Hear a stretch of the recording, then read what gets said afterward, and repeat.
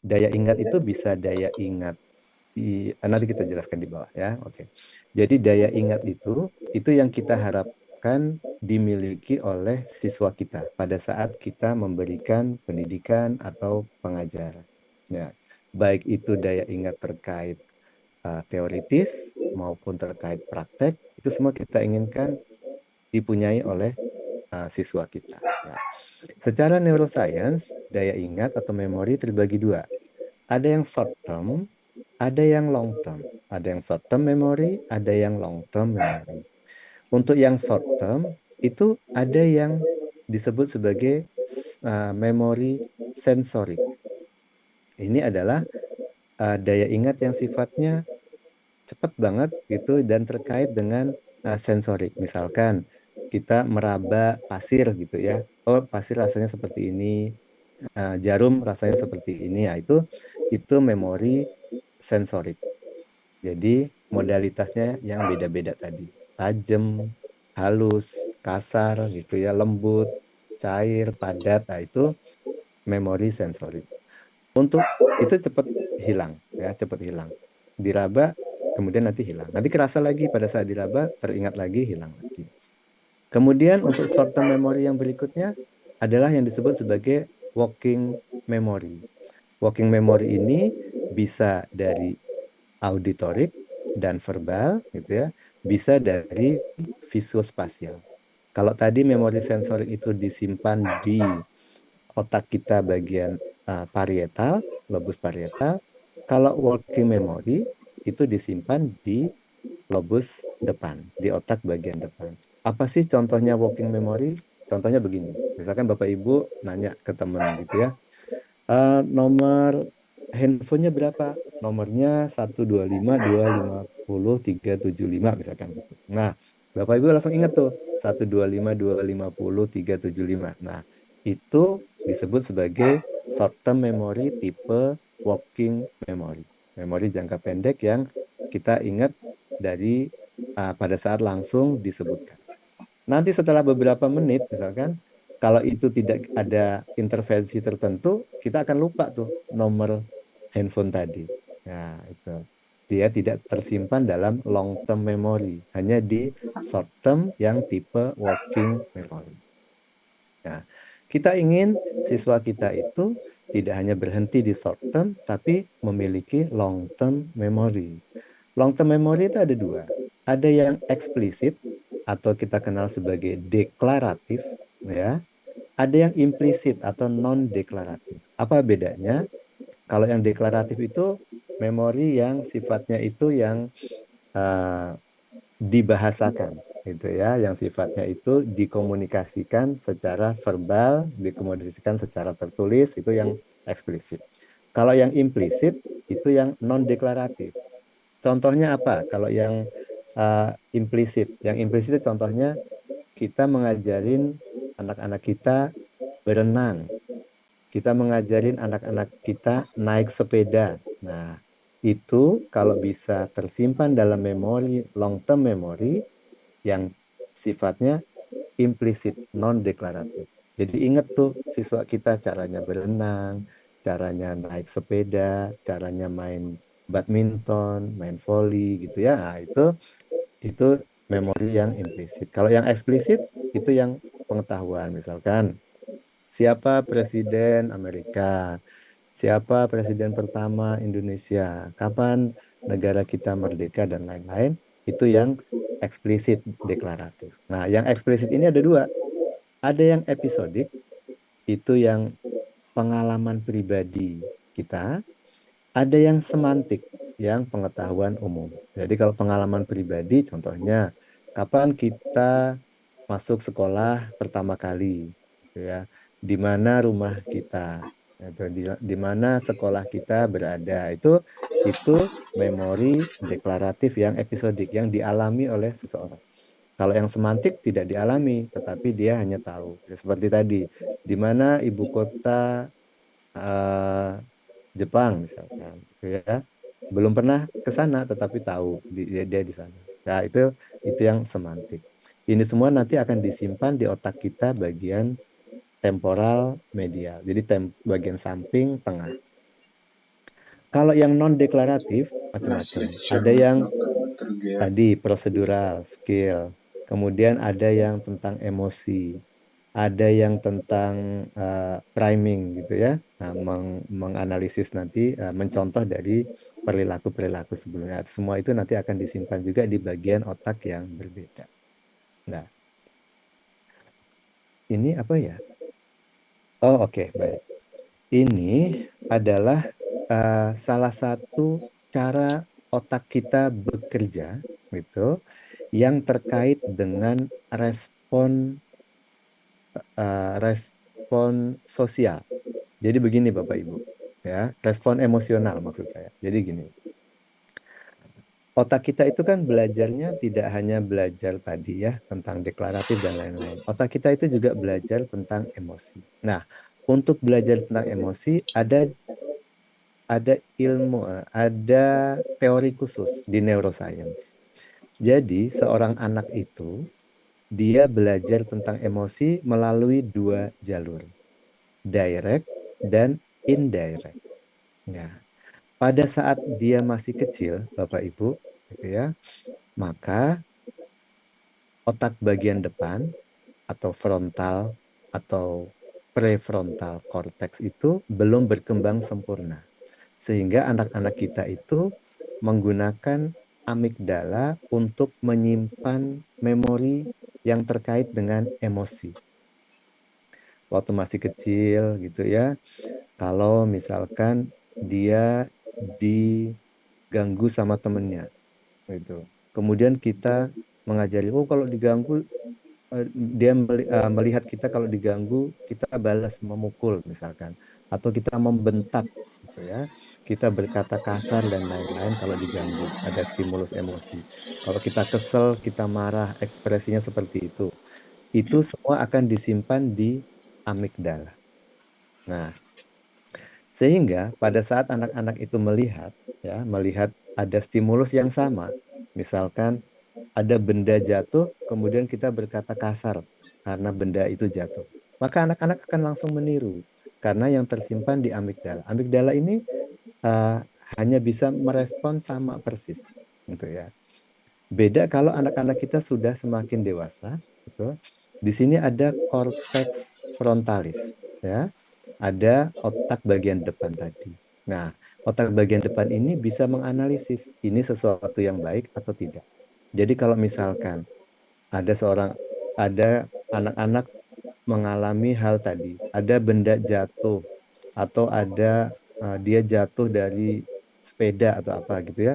Dia akan berkata kasar gitu, kemudian otak bagian depan ini akan bilang, nggak baik, itu omongan itu kasar, tidak baik, tidak sopan. Nah, kemudian akhirnya si korteks bagian depan ini, otak bagian depan ini akan memberi sinyal ke amigdala untuk beresponnya yang baik-baik. Oh, kalau jatuh, innalillahi gitu ya, atau astagfirullah. Ada petir gitu, subhanallah misalkan. Nah, itu kalau kita isi otak bagian depan kita ini dengan hal-hal yang baik dan otak di amigdala ini dengan hal-hal yang baik.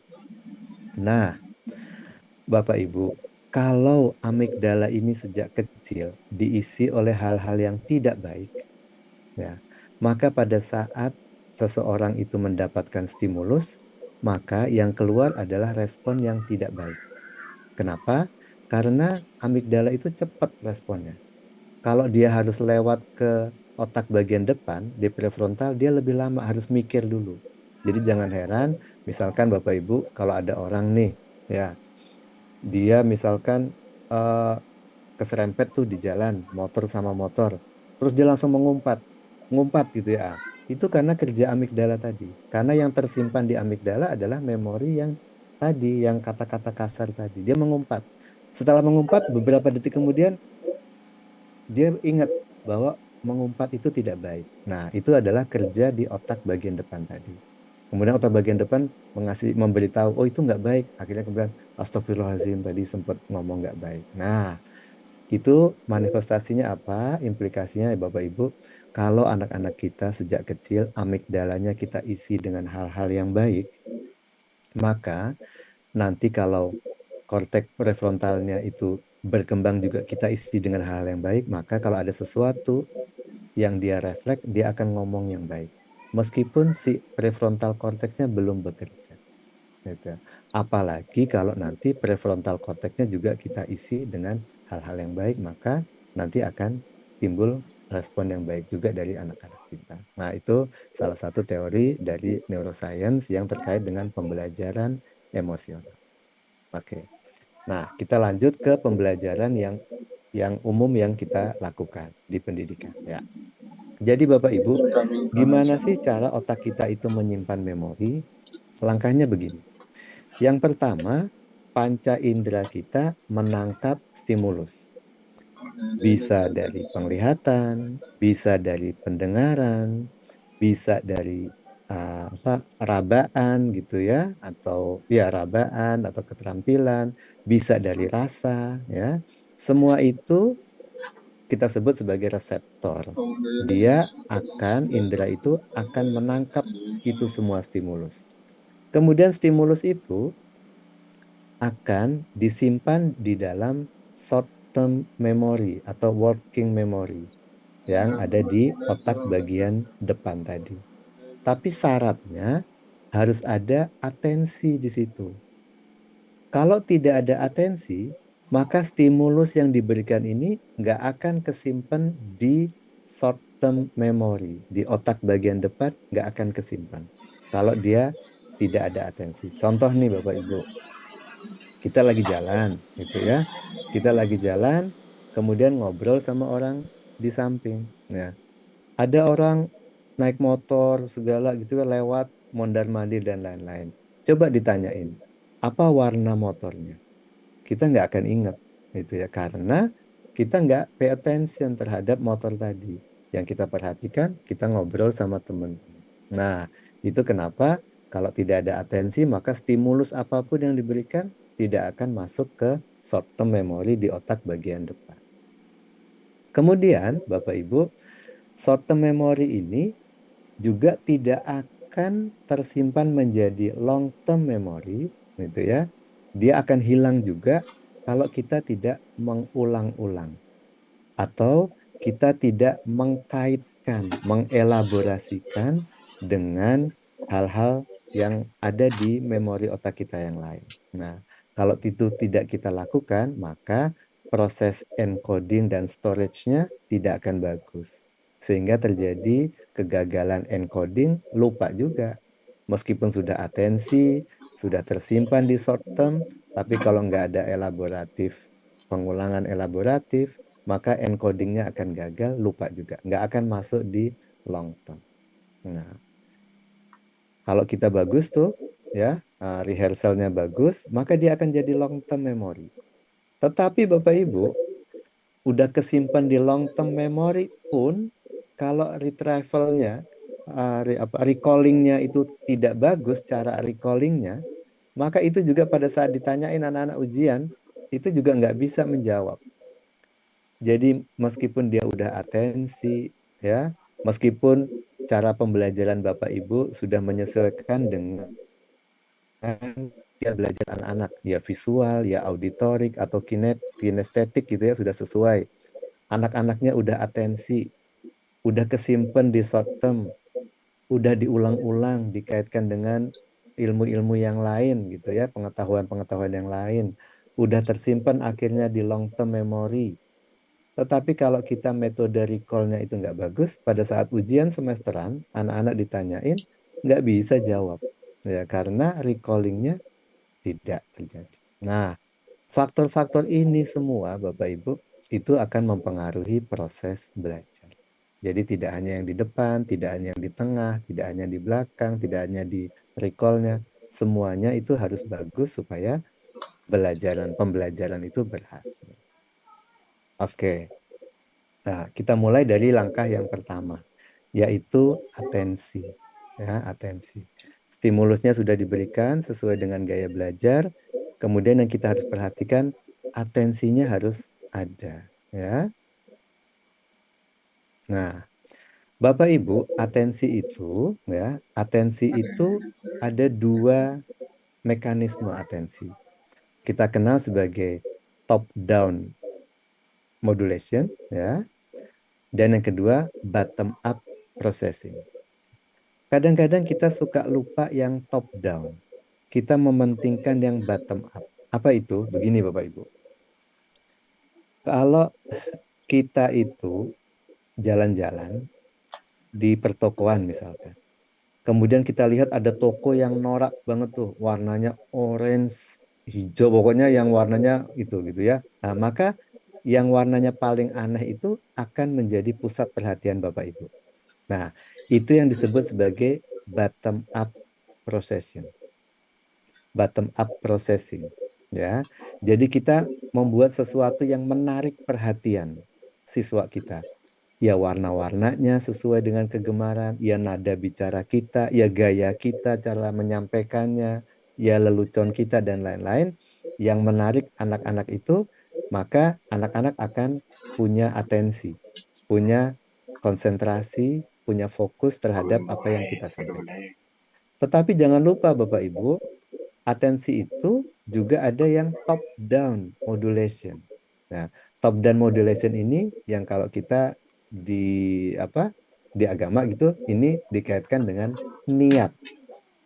Nah, jadi meskipun katakanlah kita menyampaikannya tidak terlalu bagus slide-nya, tidak terlalu menarik gitu ya, warna-warnanya tidak terlalu disukain anak-anak, tetapi kalau kita mengajarkan top down modulasinya itu baik. Yuk anak-anak, ini kita mau belajar ya. Coba yuk kita berdoa dulu, baca basmalah dulu, bismillah, niat untuk menuntut ilmu sebagai bagian ibadah. Supaya nanti kalau sudah punya ilmu bisa bermanfaat dan lain-lain. Nah, dengan adanya niat itu, top down modulation itu, maka atensi akan terbentuk, jadi akan lebih mudah menangkap ilmu. Nah, itulah proses atensi. Ya. Terus, nah, ini yang saya juga sering lupa Bapak Ibu ya. Atensi seseorang itu tidak bisa lama. Atensi itu ini referensinya agak beda-beda ya Bapak Ibu. Beberapa bilang sekitar 10 menit, beberapa bilang sampai 20-an menit itu bisa atensi itu penuh dari seorang siswa gitu ya. Jadi makanya kalau mengajar, memberikan pelajaran model kuliah seperti saya ini nggak boleh lebih dari 20 menit. Setiap hampir sekitar 15 menit gitu, kalau di sini 10 sampai 12 menit, maka harus kemudian break. Karena atensi itu udah hilang. Kalau sudah lebih dari 20-an menit itu sudah atensinya udah berpindah. Jadi yang dianjurkan kan begitu. Mengajar model kuliah seperti yang saya sampaikan ini nanti break sekitar 3-4 menit. Kemudian kuliah lagi, kemudian break lagi, kuliah lagi break. Nah, breaknya ini bisa diisi macam-macam. Bisa diisi recall, kuis-kuis, atau diskusi gitu ya, atau pertanyaan, nah, dan lain-lain. Itu kita buat sehingga kelas kita nanti anak-anak akan atensinya bisa penuh sesuai dengan kerja otaknya dalam atensi. Ya. Nah, ini saya juga udah melanggar teori ini nih. Ngajarin neuroscience, tapi dari tadi ngajar nggak ada breaknya ya. Oke, jadi Bapak Ibu secara praktis bagaimana sih cara meningkatkan atensi? Yang pertama, secara bottom up tadi ya, dikurangi gangguan-gangguannya dikurangi. Ya, jadi coba suasana kelasnya jangan ribut, jangan berisik, tentu atensi akan bagus. Kemudian pakai teknik selektif terhadap fokus selektif gitu ya. Jadi kita lihat minta anak-anak kalau kita mengajar, oke, di apa sih zaman dulu tuh di stabilo gitu ya, di stabilo poin-poin yang penting itu jadi anak-anak fokus ke situ. Atau kita buat chunking, jadi di klaster-klaster gitu Bu. Kalau menyampaikan gitu, misalkan teori tentang apa ya, tumbuhan gitu ya misalkan. Nah, jenis-jenis tumbuhan kita bagi-bagi. Oh, tumbuhan yang eh, akar serabut misalkan, atau akar tunjang itu contohnya apa? Contoh, itu bentuk chunking. Atau kita pakai teknik prioritas prioritas prioritisasi. Nah, jadi misalkan anak-anak kalau mau bagaimana sih cara menanam pohon misalkan. Nah, suruh pilih yang penting-penting langkahnya apa aja. Oh, dibuat tanahnya dikeruk dulu. yang penting, kemudian ditanamnya hal-hal yang penting itu yang lebih sering diulang-ulang. Nah, kemudian tadi jangan lupa niat. Nah, itu adalah hal-hal yang bisa untuk meningkatkan atensi tadi, baik dari bottom up maupun dari top down modulation ya. Oke. Satu sudah, kita sudah atensi. Kemudian kita masuk ke langkah yang kedua, rehearsal, mempertahankan rehearsal ya, maintenance rehearsal. Gimana sih caranya? Jadi Bapak Ibu, seperti kita ketahui ya, memori itu cepat banget hilangnya. Short term memory, working memory itu cepat banget hilang. Jadi kalau Bapak Ibu dengar kuliah, anak-anak kita dengar kuliah ya, dikasih ilmu gitu, dikasih informasi, tadinya inget tuh, 100% inget. Begitu 20 menit, itu ingetannya udah di bawah 60% dari apa yang kita sampaikan. Dalam 1 jam, itu sudah di bawah 50% dari yang kita sampaikan. Gitu ya. Kalau dalam waktu 9 jam, ya, itu udah di bawah 40%. Dalam waktu 2 hari, udah tinggal berapa ini? Ya, tinggal antara 20 sampai 30%. Kalau 6 hari, itu sudah hampir sekitar 10%. Terus turun. Ya, itu kalau tidak ada pengulangan-pengulangan. Nah, teorinya secara neuroscience seperti ini Bapak Ibu. Pada saat kita kasih informasi, maka akson-akson tadi akan mengeluarkan neurotransmitter untuk distimulasikan ke dendrit-dendrit yang lain. Kalau cuman sekali kita ngasih taunya, maka cuman segini nih Bapak Ibu reseptornya, ya, neurotransmitternya. Kalau diukur pakai EEG gitu ya, pakai elektroencephalografi, diukur voltasenya, cuman segini voltasenya tingginya. Tapi begitu Bapak Ibu ulang-ulang itu pelajarannya, ya, pelajarannya diulang-ulang. Kok ini kok nggak bisa saya?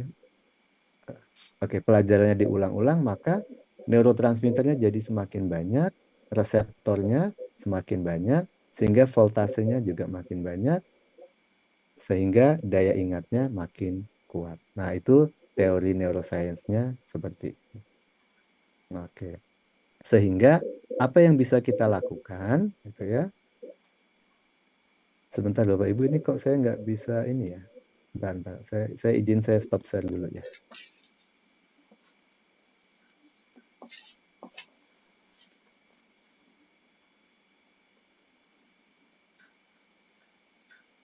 Oh ya, udah bisa. Oke. Jadi Bapak Ibu, inilah yang kita bisa lakukan untuk maintenance rehearsal tadi ya. Kita ulang-ulang ya, repetisi verbal secara aktif. Misalkan kan sering tuh anak-anak kan, ayo diulang lagi, ayo diucapkan lagi berulang-ulang, itu untuk maintenance. Atau bisa kita buat gambar, visualisasi. Jadi informasinya tadi dibuat dalam bentuk gambar, itu akan membuat lebih ingat. Karena otak kita itu tidak menyimpan data dalam bentuk kata-kata ya Bapak Ibu. Dalam bentuk huruf, misalkan eh, apa ya? Misalkan eh, gajah itu belalainya panjang, telinganya lebar. Itu tidak tertulis di otak kita G-A-J-A-H, belalai. Tidak begitu Bapak Ibu. Otak kita itu menyimpannya dalam bentuk gambar, dalam bentuk visual. Jadi sehingga kalau kita buat gambar, otak kita akan lebih mudah menyimpan. Ya. Kemudian jangan lupa di informasinya jangan semuanya dibagi-bagi. Jadi kalau ngajarin gitu satu tahap ya, satu klaster gitu. Jangan langsung keseluruhan ya. Akan mempermudah kalau di klaster-klaster. Contohnya saja kalau kita menghafal angka. Kan kalau kita dikasih nomor telepon gitu ya, 12502503755 nah gitu. Misalkan ibu-ibu, bapak ibu dipotong-potong. 125 250 375. Itu akan lebih memudahkan untuk mengingat ya. Oke. Nah, ini saya kasih kuis tadi supaya tadi teori neuroscience-nya masuk ya. Jadi supaya breaknya masuk. Oke. Bapak Ibu saya silahkan membaca kata-kata ini. Misalkan anak-anak kita suruh ke warung untuk membeli ini. Nah, Chamyupi, Jas, Chin, nah, Cham, coba kita minta anak-anak kita untuk menyebutkan apa aja tadi yang disuruh beli. Nah, silakan Bapak Ibu coba ditulis apa aja tadi yang disuruh Ya, beli. yang tadi diingat, yang tadi dilihat. Nah, apa saja yang diingat silahkan tulis. Kita lihat daya ingatnya. Kalau yang tadi screenshot nggak aci ya, berarti. Nggak boleh tuh ya. Di screenshot ya, betul. Atau di foto. Terus jangan lihat yang teman atasnya. Yang terakhir makin banyak ya, berdasarkan semua apa ngelihat yang atas ya. Kemoceng sampai kucing. Oke, oke, baik. Kemocengnya pada inget ya, kemocengnya ya. Nomor Oke, satu. kucing ada kucing juga. Beli kucing, anaknya disuruh beli kucing. Oke, baik Bapak Ibu, makasih. Oke. Nah, coba sekarang Bapak Ibu bedakan kalau kita pakai teknik visualisasi. Ya. Makin menarik, atensinya makin banyak, makin menimbulkan atensi akan makin kuat daya ingatnya. Nah, ini contohnya Bapak Ibu ya. Misalkan kita buat visualisasi lucu-lucu seperti ini. Ada gambar nih, ada kemocengnya di sini, ada topi, ada jas hitam ya, ada kucing, bukan kucing tapi makanan kucing. Ada buah labu di sini. Ada kayu mewakili cat kayu ya, ada ayam 2 ekor, ayamnya bawa mainan. Nah, misalkan seperti itu, sekarang kita ulangi. Nah, coba Bapak Ibu sekarang diulangi Ya, apa aja tadi silahkan. yang yang tertulis di situ apa aja. Pak Osin udah senyum-senyum kayaknya bisa nih langsung Pak Osin nih semuanya muncul. Dibayangkan gambarnya tadi. Gambar yang tadi ingat.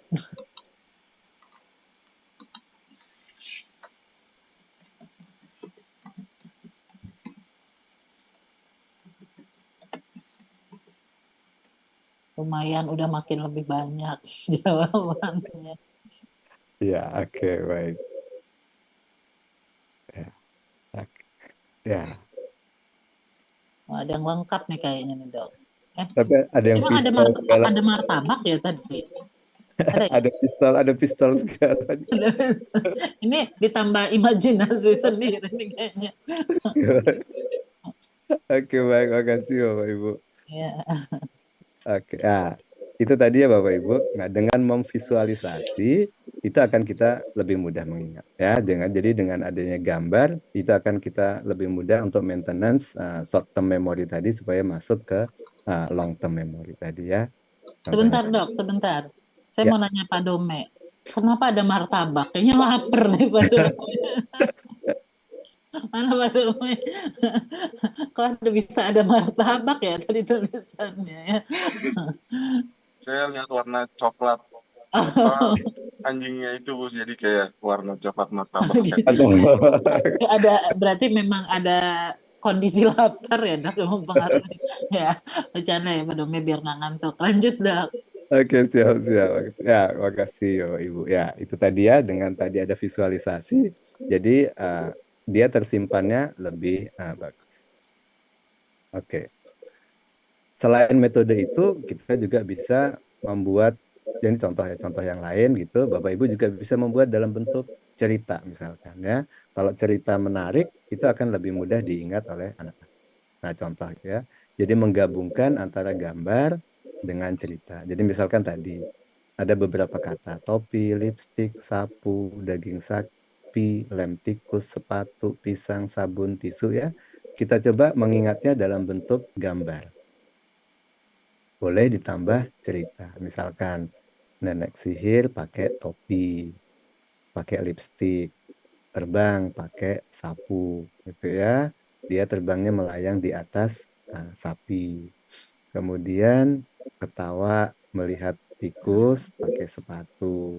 Sedang makan pisang, kemudian tikusnya cuci tangan pakai sabun dan dilap pakai tisu. Dengan begitu ada cerita yang unik gitu, menimbulkan atensi dengan gambar, maka daya ingatnya akan lebih bagus, ya, tersimpan secara lebih baik. Nah, oke. Langkah berikutnya, Bapak Ibu, setelah kita menguatkan short term tadi, dilakukan elaborasi ya supaya dia bisa fase encoding dan storage-nya bagus supaya bisa masuk ke long term memory. Ya.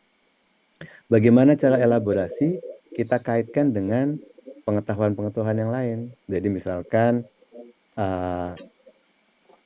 membuat apa tadi ya, menanam pohon misalkan, gitu ya, menanam pohon. Ada kita ajarin dulu menyiapkan lahannya.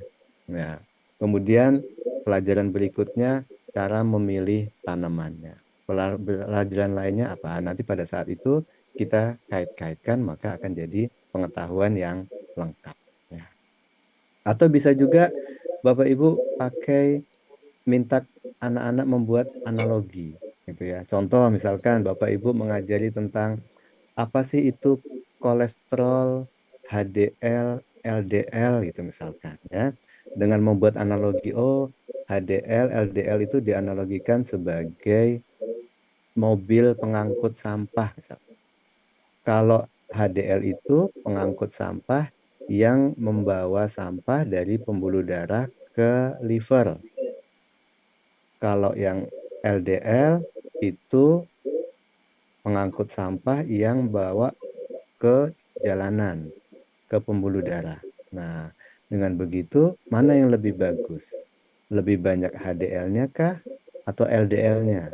Gitu ya. Jadi dibuat analogi. Oh, lebih bagus banyak HDL-nya. Jadi kalau HDL-nya tinggi, bagus karena banyak truk sampah yang membawa ke liver untuk dibuang, di liver diolah. Tapi kalau LDL-nya yang banyak, sampahnya apa? Truk yang bawa LDL, maka akan banyak ditaruh di jalanan itu sampah jadi menyumbat pembuluh darah. Misalkan begitu. Ya itu analogi-analogi. Atau membuat apa imajinasi atau biasanya kita pakai mnemonik ini kan ya, seringnya misalkan apa warna pelangi gitu kan, Mejiku Hibiniu. Nah, itu kan teknik-teknik mnemonik ya. Itu untuk salah satu contoh elaborasi. Oke. Kemudian berikutnya lagi tadi sudah kesimpan di long term memory, kita harus cari tahu bagaimana cara recall-nya. Nah, supaya bisa terambil dengan baik ya. Prinsipnya begini, Bu. Kenapa sih kok anak-anak sudah bisa tersimpan di long term memory, tapi pada saat ujian kok nggak bisa, di recall kok nggak bisa gitu. Kenapa gagal gitu ya? Yang pertama adalah eh, dia tercampur dengan informasi-informasi. Kan anak-anak kan nggak belajar satu subjek aja, nggak satu mata pelajaran aja. Ada mata pelajaran lain, lainnya lagi, lainnya lagi. Semua itu saling saling mempengaruhi sehingga lupa. Atau karena sudah lama gitu, dia tidak diulang-ulang sehingga hilang, ketumpuk-tumpuk oleh memori yang lebih baru. Jadi jangan heran Bapak Ibu kalau misalkan Bapak Ibu lihat ada pasien demensia, pasien pikun misalkan gitu ya. Nah, itu memori yang baru yang lebih mudah lupa, yang memori yang lama itu kuat karena apa? Karena pembentukan memori yang baru itu tidak sempurna ya, ketumpuk oleh memori-memori yang lama. Jaga lebih mudah lupanya yang baru-baru. Oke. Nah, kemudian bagaimana caranya? Cara untuk mengingatnya tadi, aduh, ini kok nggak bisa. Oke, caranya tadi ada latihan-latihan ya, diulang-ulang, dikasih kuis-kuis gitu untuk melatih recall. Kemudian ini kontekstual ya, belajar dengan kondisi yang khusus sehingga pada saat anak-anak recall dia akan khusus. Jadi contohnya begini Bapak Ibu. Kalau anak-anak belajar di rumah gitu ya, misalkan pakai parfum ruangan tipe A gitu. Nah, pada saat dia disuruh mengulang, coba dia pakai parfum yang sama. Nah, maka akan mempermudah si anak ini untuk mengingat kembali karena kondisinya sama. Kondisi emosionalnya juga dibuat sama, tenang dan lain-lain gitu ya. Nanti pada saat ujian juga tenang dan lain-lain, maka anak-anak akan lebih mudah untuk recall memory. Kemudian jangan lupa juga sempatkan space repetitionnya ini ya. Jadi diulang-ulang dalam waktu tertentu. Jadi gini Bapak Ibu, teori neuroscience ya, kalau kita belajar, ya, pada saat hari kita belajar, maka ini masih bagus, ingatannya 100%. Begitu masuk hari pertama, maka dia akan turun sampai 80%. Nah, kemudian jangan meminta anak-anak itu jadi begini, maksud saya begini, periode repetisinya gini. Jadi kalau pada saat sudah sampai di posisi 80%, itu minta anak-anak untuk mengulang lagi. Nah, hari ke-0 pada saat anak-anak belajar. Kemudian sampai hari pertama itu secara teori akan sampai daya ingatnya menurun 20%, sehingga 80% sisanya. Ini minta anak-anak ngulang. Nah, jadi dia 100% lagi. Terus kemudian jangan hari kedua diminta mengulang lagi. Sayang waktunya, energinya sayang. Karena hari kedua itu masih di atas 80% memorinya. Nah, pada saat hari ketiga itu sudah 80%. Pada saat inilah minta anak-anak mengulang lagi pembelajaran. Kalau sudah diulang untuk kedua kali ini, berikutnya lagi jangan di hari keempat, hari kelima, mungkin di hari keenam gitu ya. Nah, gitu.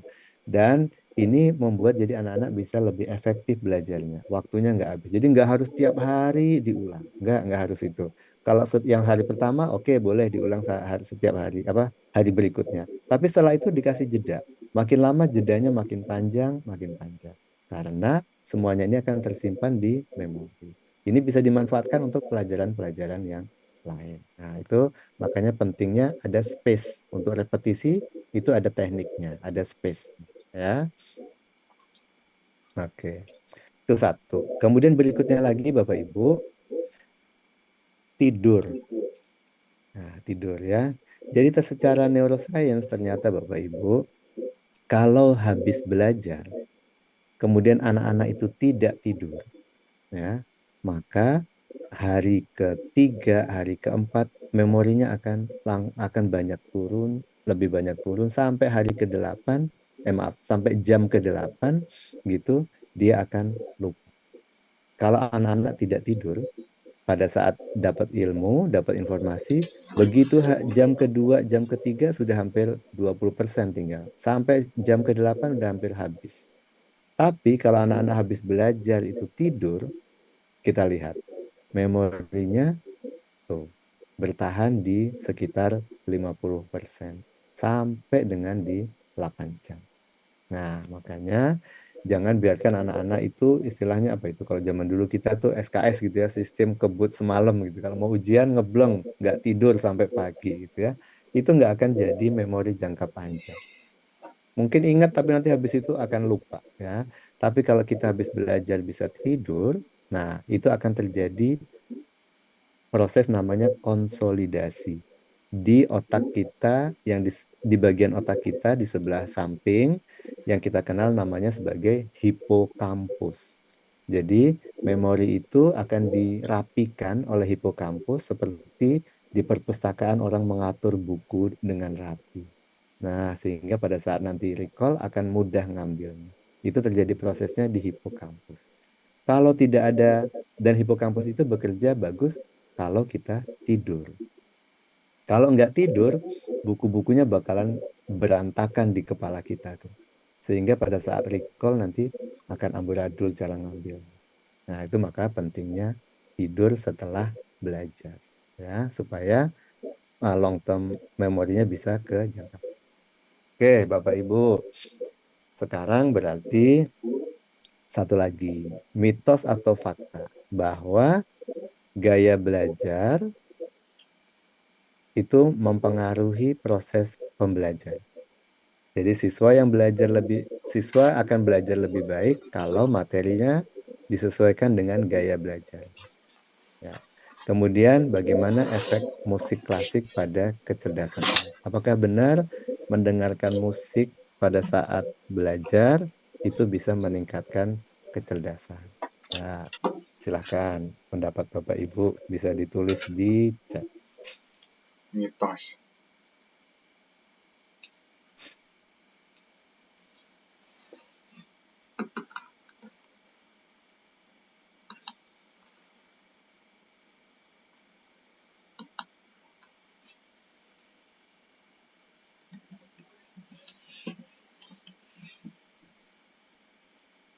Oke, Bapak Ibu. Ya, betul. Fakta karena atensi, karena membuat nyaman. Oke, betul. Ya, betul. Oke, Bapak Ibu. Jadi, alhamdulillah berarti anu ya, bisa dipahami ya. Saya kadang-kadang khawatir yang saya tuh bicaranya soalnya tuh nggak menarik. Jadi kadang-kadang tuh mahasiswa itu nggak pay attention kalau saya ngomong. Oke, jadi Bapak Ibu tadi ya, gaya belajar itu tidak mutlak mempengaruhi kemampuan belajar siswa. Ya, dia hanya di bagian depan tadi Bapak Ibu. Cara siswa kita menerima informasi. Masih ingat ya gambar tadi? Maaf. Nah, jadi gaya belajar itu di sini perannya. Ya, ada anak-anak kita yang senang kalau visual. Ada yang senang kalau auditorik, ada yang senang kalau kinestetik, gitu ya. Nah, itu hanya di depan sini. Tapi di depan sini, kalau tidak disertai dengan atensi, dengan maintenance rehearsalnya, dengan elaboratif, dengan teknik recall, nggak akan bagus juga. Ya, jadi dia hanya salah satu komponen saja, tapi lain-lainnya harus. Ya. Kemudian tadi mendengarkan musik, oke, itu membuat jadi tenang.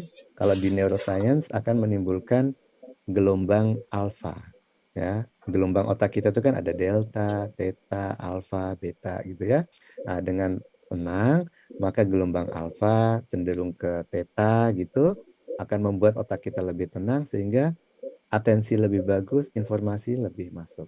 Tapi itu pun kalau pada saat recall anak-anaknya itu cemas, gelisah gitu, nggak akan bermanfaat juga. Ya. Tapi kalau pada saat itu anak-anak bisa tenang, mengingat misalkan musiknya yang waktu belajar itu, nah, dengan iramanya diingat, katakanlah gitu, suasana hatinya sesuai, maka recall-nya juga akan bagus. Gitu ya. Jadi bisa fakta, bisa mitos, tergantung kontekstualnya. Oke, baik. Sebelum menutup bagian pertama ini, pembelajaran itu Bapak Ibu juga dipengaruhi oleh sistem limbik. Kita tadi tahu ya, ada korteks, ada subkorteks, ada bagian permukaan, ada bagian dalam dari otak. Nah, bagian dalam ini yang terkait dengan sistem limbik. Di sini ada emosi, perilaku, motivasi, ingatan ya. Nah, daya ingat kita itu juga dipengaruhi oleh sistem limbik. Nah, apa buktinya? Gini Bapak Ibu, misalkan saya tanya gitu ya, Bapak Ibu pada hari Kamis minggu yang lalu, apa sih menu makan siangnya? Mungkin sebagian besar kita akan lupa. Ya. Tetapi kalau diingatkan Bapak Ibu, waktu menikah dulu beberapa tahun yang lalu, apa sih menu makanan yang disediakan? Gitu ya. Mungkin Bapak Ibu akan ingat. Gitu. Kenapa? Karena pada saat itu emosi berperan. Gembira, deg-degan, dan lain-lain gitu ya, emosi. Sehingga, oh ini harus perfect nih, makanannya harus tersedia lah dengan ada emosi gitu. Jadi kita ingat, oh menunya waktu itu. Tapi minggu kemarin kita makan hanya sekedar makan aja gitu ya. Tidak ada emosi di situ, maka daya ingatnya tidak tersimpan dalam memori. Sehingga usahakan Bapak Ibu timbulkan emosi pada saat belajar. Ya, pada saat belajar, anak-anak timbulkan emosi, anak-anak sukacita, senang, berkesan gitu ya. Maka itu akan membuat memori jangka panjangnya menjadi bagus. Tapi juga Bapak Ibu jangan lupa, teknik ini juga dipakai oleh teman-teman yang menggunakan emosi dalam tanda kutip gitu ya. Jadi misalkan dimarah-marahin gitu. Sehingga anak-anak emosi, tapi emosinya emosi yang nggak bagus gitu ya, cemas dan lain-lain. Itu juga bisa keinget Bapak Ibu, bisa keinget. Tetapi responnya akan berbeda. Ingatnya gembira sama ingatnya sedih, ingatnya ketakutan, itu akan berbeda. Tapi di teori neuroscience benar, semuanya memang menimbulkan ingatan jangka panjang. Tetapi nanti efek lanjutannya akan berbeda. Jadi usahakan emosinya emosi yang positif. Kemudian salah satu lagi tadi sistem limbik adalah stres. Jadi Bapak Ibu, pada saat mengajar anak-anak, coba buat anak-anak stres. Dah, beneran buat stres? Iya, beneran. Buat stres anak-anak. Tetapi stres yang dapat dikompensasi. Stresnya harus terukur, ya. Jangan stres yang berlebihan atau jangan tanpa stres.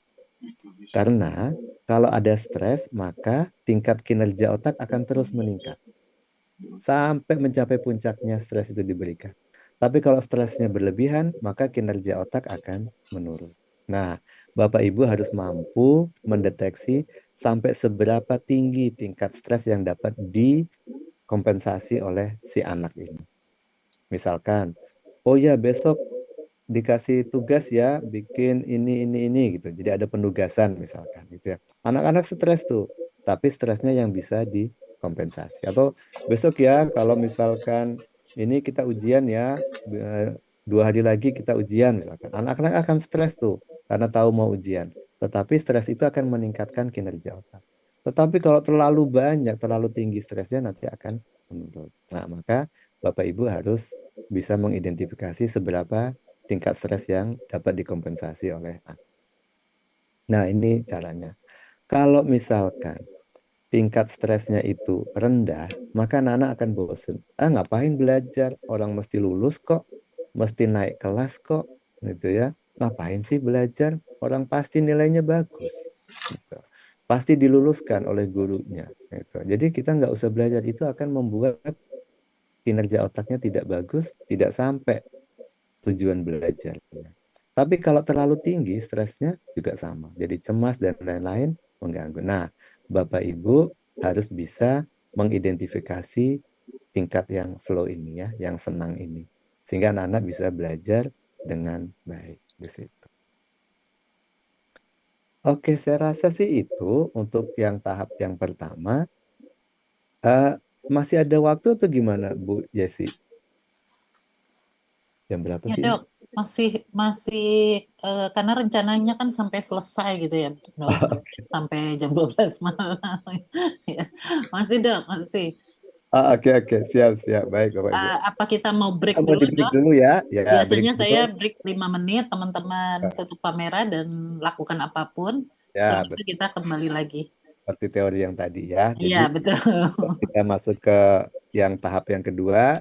Kan kita tadi ada 2 tahap nih, Bapak Ibu. Yang pertama, bagaimana otak kita bekerja. Kita membuat metode pembelajaran berdasarkan cara kerja otak. Udah 1 bab tadi udah kita bahas. Nanti kita lihat yang kedua, bagaimana kita membuat metode pembelajaran sesuai dengan perkembangan otak si anak. Ya, oke. Mungkin itu dulu ya Bapak Ya, Ibu. Kita break dulu. Silakan baik. kalau yang mau Ya, minum, ya. silakan. Terima kasih dok. Kita 5 menit ke depan ya teman-teman ya. Kita Siap, kembali siap. lagi. Baik.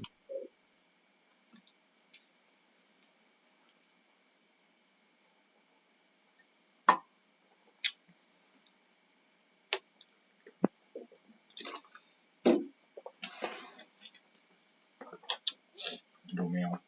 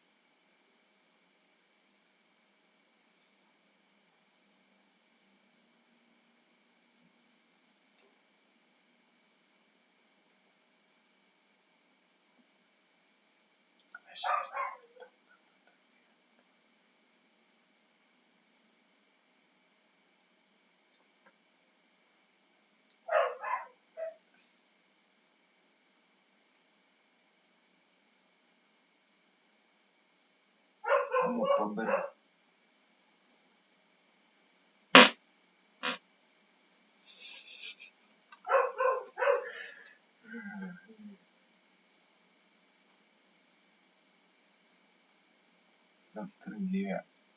Last lecture. Apa Dokter Gia?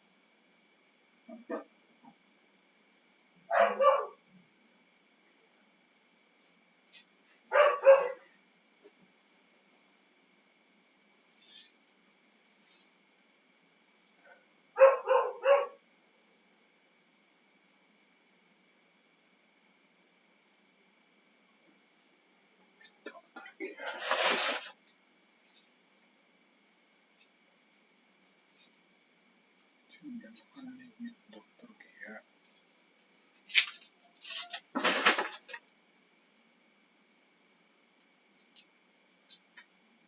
Tidak makan bisa kok ini.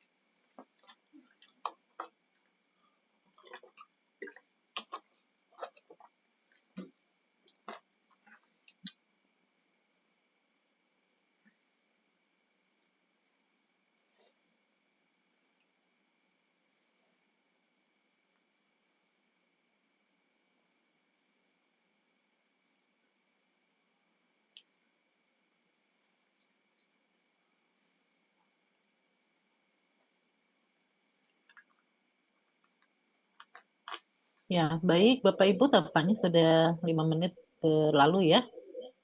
Kita kembali lagi ke laptop. Ya, baik. Alhamdulillah sudah bergabung kembali teman-teman. Silakan Oke. dilanjut, Dok. Baik, makasih Bu Desi, makasih. Oke, jadi Bapak Ibu, ini sepertinya sih tidak banyak lagi ya. Sekarang kita belajar, kita diskusi tentang perkembangan otak ya.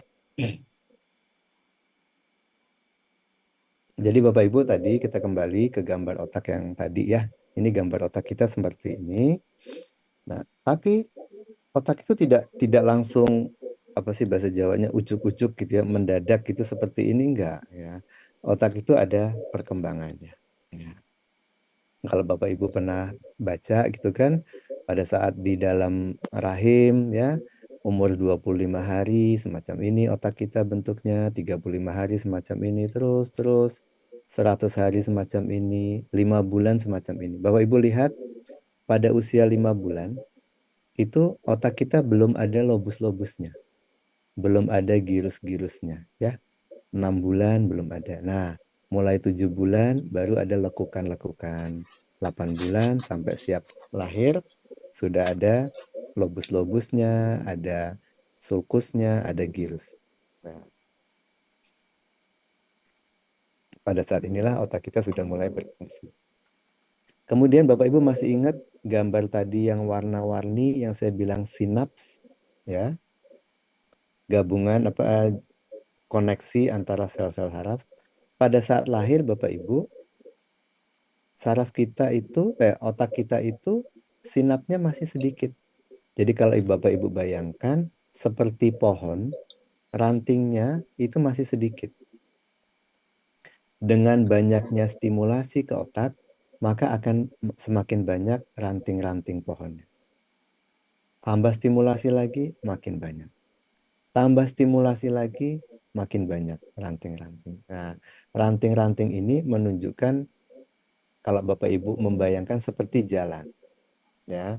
Jadi tadinya dari sini, dari rumah mau ke mana? Ke kampus UHAMKA gitu ya. Nah, jalurnya satu. Oh, rupanya ada ilmu baru pakai jalur yang lainnya lagi. Pakai ilmu lain lagi jalurnya. Nah, itu jadi banyak jalan menuju ke kampus UHAMKA. Nah, makin banyak semacam ini jadinya sinap-sinapnya makin banyak, ya. Itu yang terjadi dalam perkembangan saraf otak kita. Nah, ini tadi ya koneksi. Satu neuron, satu sel saraf kita itu bisa berhubungan sampai dengan 15.000 neuron lain. Jadi Ibu Bapak Ibu bayangkan kalau ada 100 miliar atau 80 miliar sel saraf kita, berarti berapa triliun itu sinapsnya. Nah, dan itu berkembang terus dari pada saat lahir sampai usia-usia perkembangan. Nanti kita lihat. Nah, satu itu ya Bu ya, Bapak Ibu, tentang sinaps. Kemudian yang kedua, tentang kematangan bagian dari otak kita. Pada saat masih usia-usia awal, Bapak Ibu lihat ya, otak kita kalau difoto pakai fungsional MRI, bukan MRI yang biasa ya, pakai MRI yang fungsional, maka gambarnya masih lebih banyak warna merah, kuning, hijau. Yang birunya sedikit, hanya di bagian-bagian tertentu saja. Bapak Ibu lihat, ya. Makin dia dewasa, makin dia berkembang dewasa, warna birunya makin banyak. Ini menunjukkan kematangan otaknya juga semakin banyak, semakin baik. Jadi kalau Bapak Ibu lihat dari foto dari atas, yang ini, ya, foto MRI dari atas yang ini. Kita lihat nih, pada saat usia 5 tahun, yang sudah lumayan matang itu di otak bagian tengah sini ya, nah, di parietal dan di osipital. Osipital tadi Bapak Ibu masih ingat untuk fungsi penglihatan ya. Parietal dan temporal ini untuk pendengaran ya tadi dan motorik. Makin dewasa, makin ke depan makin matang, makin matang, makin matang. Nah, itulah perkembangan otak kita semacam. Ya, itu tadi secara garis besar yang Bapak Ibu ingat dua tadi, masalah sinaps dan masalah kematangan dari sel otak kita, dari bagian otak kita. Oke.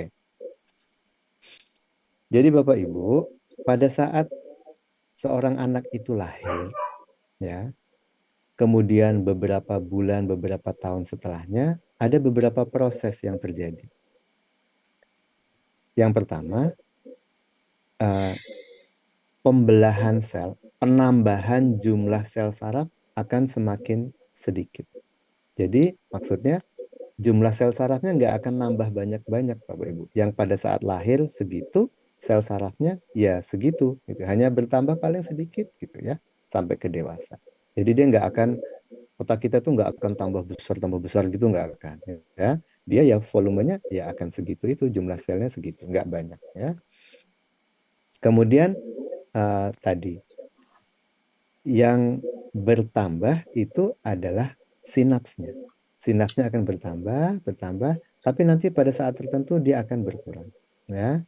Kemudian Bapak Ibu masih ingat tentang mielin, selubung mielin ya di saraf. Nah, selubung mielinnya juga akan meningkat terus, kemudian akan terus meningkat. Ya. Kalau nutrisinya bagus, kalau stimulasinya bagus. Kemudian cabang-cabangnya tadi ya, dendritnya ya. Nah, itu yang terjadi. Nah, ini tadi sama ya Bapak Ibu ya. Jadi awal-awalnya itu yang matur itu di bagian occipital, parietal, temporal, lama-lama sampai ke depan. Ya.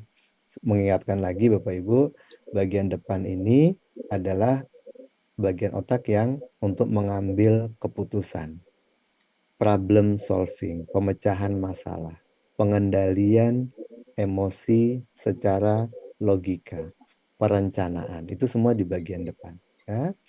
Kemudian kalau di bagian parietal di atas ini itu untuk persepsi. Kalau di temporal di bagian samping itu selain untuk mendengar, bahasa juga untuk daya ingat, memori ya, long term memorinya itu ya, proses dari short term ke long term memory. Kemudian kalau di bagian belakang occipital untuk penglihatan. Ya itu secara garis besar seperti itu. Sehingga Bapak Ibu, kenapa kalau di Quran itu kan ada tuh di surah surah apa itu Al-Alaq gitu ya. Nah, itu kan menyatakan dijaga, dicabut apa ditarik ubun-ubunnya gitu. Kenapa sih ke ubun-ubun itu mencerminkan suatu baik atau buruknya seseorang? Karena di ubun-ubun atau lobus frontalis ini memang fungsinya untuk tadi pengambilan keputusan, menilai baik buruk itu ada di prefrontal ini ya, ada di lobus frontalis. Oke. Nah, ini perkembangan otak kita ya Bapak Ibu ya. Ada batang otak, ada midbrain, ada fungsi limbik, ada sistem limbik, ada kortikal. Nah, masing-masing ini perlu treatment tersendiri untuk membuat mereka belajarnya itu ada treatment sendiri ya. Kalau di brainstem di batang otak itu aman. Pada apa yang diperlukan adalah rasa aman. Jadi pada saat anak-anak masih kecil, yang diperlukan adalah rasa amannya. Kemudian makin bertambah usianya, motoriknya ya. Kemudian emosionalnya. Kemudian baru makin dewasa, makin besar terkait dengan kognitifnya. Ya, ini contoh ya Bapak Ibu. Jadi tadi kalau Bapak Ibu masih ingat, bentar, saya ambil ini dulu. Nah, Bapak Ibu masih ingat ini ya, perkembangannya itu mulai dari temporal dulu, di otak bagian samping yang fungsinya bahasa. Baru kemudian nanti lama-lama berkembang ke otak bagian depan yang tentang kognitif. Nah, ya. Sehingga Bapak Ibu, kalau ingin memberikan pengajaran sesuai dengan perkembangan otak, Bapak Ibu bisa lihat contohnya di sini ya. Jadi pertama-tama kan anak-anak yang matang duluan di lobus yang untuk sensoriknya. Nah, maka pada saat umur-umur awal banyak-banyaklah memberi stimulasi sensorik. Ya, suara yang baik, gambar-gambar yang baik, yaitu diberikan sejak anak-anak masih awal-awal usia. Kemudian temporal bagian samping, mulailah masalah bahasa di situ ya, bahasa diajarkan di situ. Kemudian baru otak bagian depan, logika, berdiskusi, berdebat, problem solving ya. Nah, itu mulai lebih usia yang lebih tua lagi. Nah, itu metode yang bisa kita lakukan pada saat memberikan pengajaran atau pendidikan kepada anak-anak dengan memperhatikan usia perkembangan otaknya. Ya, oke, ini contoh ya yang saya ambil dari perkembangan kognitif. Tentu kita kasih sensorik dulu karena di otak parietalnya sensorik ya. Kemudian, mohon maaf ya. Kemudian ke apa tadi mulai ke anak-anak, masa anak-anak sudah mulai masa apa remaja gitu ya. Masa remaja. Nah, kemudian ke mohon maaf Bapak Ibu saya izin dulu.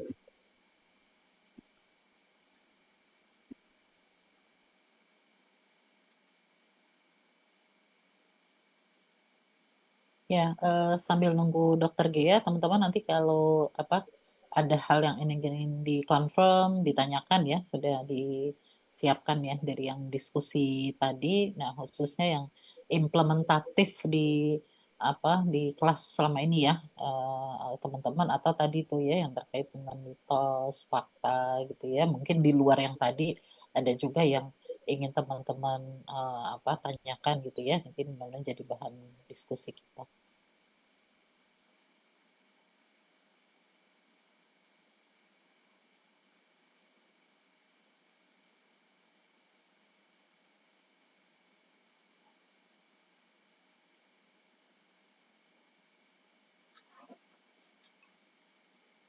أعوذ بالله من الشيطان الرجيم ألهاكم التكاثر حتى زرتم المقابر كلا سوف تعلمون ثم كلا سوف تعلمون فلا تعلمون علم اليقين تدعون الجحيم ثم ترونها عين اليقين ثم لتسألن يومئذ عن النعيم بسم الله الرحمن الرحيم العصر إن الإنسان Mohon maaf Bapak Ibu, tadi ada ya biasa Bapak Ibu. Kalau dokter tuh kadang-kadang itu jam kerjanya itu jadinya 24 jam sebenarnya. Mau lagi tidur dibangunin ya dok. Dikonfirmasi nih dikasih Konsul, obatnya apa nih? konsul segala itu jadi harus anu terus. Oke. Baik, jadi Bapak Ibu tadi ya sesuai dengan perkembangan otak di lobus parietal, kemudian lobus temporal, kemudian baru di lobus frontal untuk masalah-masalah yang konkret, kemudian apa masalah formal operasional ya. Jadi kalau anak-anak diajak berpikir abstrak, jangan pada saat anak-anak usianya masih terlalu muda. Kalau untuk berpikir abstrak itu nanti kalau sudah usia-usia 12 tahun gitu mungkin sudah bisa tuh tentang berpikir abstrak ya. Tapi kalau yang masih lebih kecil ya harus dicontohkan yang konkret-konkret ya. Oke, ini sekarang gambaran detailnya Bapak Ibu dari perkembangan otak ya. Ini tadi yang pertama di parietal ya. Di parietal pertama kali matur itu di parietal sekitar usia 3 sampai 5 tahun. Ya. Di sini setelah di parietal kemudian ke lobus temporal. Kemudian osipitalnya. Maaf, dari osipital dulu ya. Osipital dulu baru nanti ke depan. Jadi yang harus diberikan apa untuk sensorik yang di parietal maupun sensorik yang jadi sensorik itu kan ada sensorik auditorik, pendengaran, ada sensorik visual di otak bagian belakang, ada sensorik perabaan yaitu di parietal. Jadi pada saat usia anak-anak masih tadi 3 sampai 5 tahun, yang penting adalah stimulasi sensorik. Sensorik bisa berupa suara, penglihatan, rasa, itu ya. Karena otak bagian parietal, osipital, dan temporal itu yang lebih duluan matur. Ya. Hati-hati pada usia-usia awal tadi, kalau tidak distimulasi anak-anak ya, ditelantarkan gitu, atau malah mendapatkan stimulasi yang tidak baik, pelecehan dan lain-lain, maka yang harusnya berkembang baik, contohnya ini saya mohon maaf, ini diameternya jangan dilihat ya, tapi yang dilihat adalah kerutannya. Ini harusnya sih diameternya sama ya, tapi kerutannya. Bapak Ibu bisa lihat ini otak yang baik pada usia 3 tahun ya, tidak ada kerut-kerutan. Nah, kalau dia dikasih omongan-omongan yang kasar, perilaku yang kasar, atau malah nggak distimulasi sama sekali, maka dia akan tadi ya, otaknya akan mengalami pengerutan-pengerutan lebih awal. Jadi hati-hati sekali pada usia-usia awal perkembangan otak, yaitu antara 3 sampai 5 tahun itu ya. Oke. Nah, ini tadi ya. Oke. Nah, kemudian kita berkembang lagi ke usia yang lebih tinggi lagi, usia 6 sampai 8 tahun dan 9 sampai 12 tahun. Tadi ya, makin matang yang di parietalnya, di occipitalnya juga makin matang. Nah, sehingga untuk stimulasi dari penglihatan itu akan makin baik. Kemudian juga di bagian temporal akan lebih bagus lagi untuk menyerap auditorik. Kemudian, oke, ya ini saya mau sampaikan tadi yang saya lupa. Tadi kan Bapak Ibu masih ingat ada 2 hal yang harus kita perhatikan pada saat perkembangan otak, yaitu masalah sinaps dan masalah kematangan. Ya, nah Bapak Ibu, sinaps itu tadi saya bilang akan makin banyak dengan berkembangnya otak, itu cabang-cabang saraf itu, cabang-cabang juluran saraf itu akan makin banyak. Nah, nanti Bapak Ibu pada usia-usia 6 sampai 8 tahun gitu, dia nanti akan mulai ada proses pemangkasan. Jadi si ranting-ranting tadi akan dipangkasin, mulai dipangkas. Apa tujuannya pangkas? Supaya kalau Bapak Ibu bayangin kayak pohon gitu, kalau makin ribet daun-daunnya makin banyak, cabang-cabangnya makin riweh. Jadi aliran informasinya itu makin tidak efektif. Nah, maka otak kita itu akan nanti memangkas cabang-cabang juluran saraf tadi. Nah, terus yang dipangkas yang mana? Nah, yang dipangkas itu adalah yang jarang dipakai. Jadi kalau ada jalanan yang jarang dilewatin, maka itu akan dipangkas sama otak kita. Ada jalan yang jarang dipakai, dipangkas. Kalau jalanannya sering dipakai, nggak dipangkas, dipertahankan. Maka itu hati-hati Bapak Ibu, tetap selalu menstimulasi hal-hal yang penting. Hal-hal yang nggak penting, nggak usah sering-sering diberikan. Kalau keseringan hal-hal yang nggak penting diberikan, nanti itu nggak dipangkas. Jadi dia bertahan di otak kita. Malah nanti jangan-jangan yang penting kita jarang menstimulasikan, jarang mengulang-ulang, malah itu nanti yang akan dipangkas. Jadi nanti hati-hati ya. Nah, itu akan mulai terus, akan ada pemangkasan sampai dengan usia-usia sekitar 12 tahun sampai 15 tahun ya. Oke. Nah, paling banyak proses pemangkasannya itu adalah pada usia 10 tahun. Nah, jadi hati-hati. Jadi sebelum usia 10 tahun tuh Bapak Ibu harus benar-benar menjaga mana jalur-jalur yang ingin dipertahankan. Mana ilmu-ilmu yang ingin anak-anak itu tetap memiliki. Ya, jadi yang penting-penting itu tetap harus sering-sering diulang-ulang supaya nggak dipangkas. Yang nggak penting, jangan diulang-ulang. Misalkan apa sih sekarang itu, misalkan ada apa tarian-tarian apa gitu ya, lagu-lagu apa yang nggak baik, yang nggak ini, nah itu jangan sering-sering diulang. Kalau sering-sering diulang, nanti dia menjadikan sinapsnya nggak dipangkas sama otak kita. Jadi dia malah jadi keinget. Yang penting-penting tentang pelajaran gitu ya, tentang kaidah ilmu, apa akhlak dan lain-lain kita jarang berikan. Nah, itu malah nanti jadinya yang dipangkas yang itu. Nah, itu hati-hati ya. Oke, ini usia 12 tahun. Nah, usia 12 tahun ini nanti otak bagian depan sudah mulai proses pematangan. Sehingga pada usia-usia ini anak-anak sudah bisa kita latih untuk berpikir yang logis. Logikanya sudah akan mulai jalan. Karena otak bagian depan udah mulai berkembang matang tuh, ya, sudah mulai matang. Jadi kita sudah bisa tuh ngasih pengetahuan-pengetahuan abstrak, logika, itu sudah bisa tuh dikasih pada usia-usia mendekati 12 tahun itu. Nah, ini kita lihat kalau usia 16 tahun hampir sudah hampir matang semua ya. Kita lihat di sini. Di bagian otak bagian depan itu sudah hampir matang semua. Nah, oke.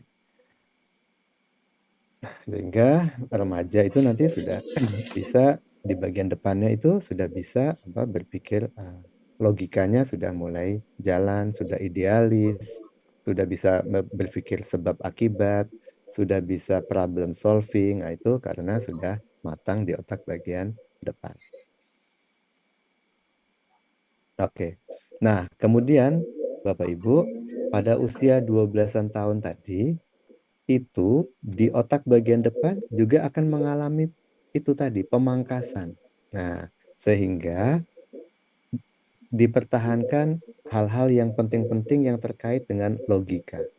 Ya, dengan problem solving, dengan tata nilai. Itu usia-usia 12 tahun itu harus benar-benar sering-sering diulang supaya nggak dipangkas oleh mekanisme tubuh kita. Karena semboyannya kan ini, use it or lose it. Jadi kalau tidak dipakai, dia maka akan dipangkas, akan berkurang, gitu ya. Maka kalau ada ada apa itu namanya, bercandaan gitu ya, kalau otak yang paling mahal itu otak orang Indonesia karena jarang dipakai gitu ya. Nah itu salah, kebalik ya. Kalau jarang dipakai malah nanti otaknya malah nggak bagus kualitasnya. Kalau sering dipakai maka dia malah bagus ya. Oke, ini tadi ya usia-usia tadi itu otak udah mengalami perubahan yang terutama otak bagian depan maksud saya, dia jadi bisa lebih berpikir abstrak dan logis. Kemudian proses mielinnya tadi, selubung sarafnya juga makin bagus. Sehingga anak-anak usia segini bisa berpikir kritis, bisa memecahkan masalah yang lebih kompleks. Jadi kalau mau ngasih permasalahan yang lebih kompleks di usia-usia segini. Oke, ya. Kemudian anak-anak usia remaja ini, nah, kan peralihan tuh dari masa tadi yang masih korteks frontalnya belum berkembang, kemudian mulai berkembang, nah, tapi kadang-kadang ada yang masih terlambat berkembangnya ya, sehingga masih usia-usia segini masih usia-usia antara pikir konkret, antara berpikir abstrak dan lain-lainnya.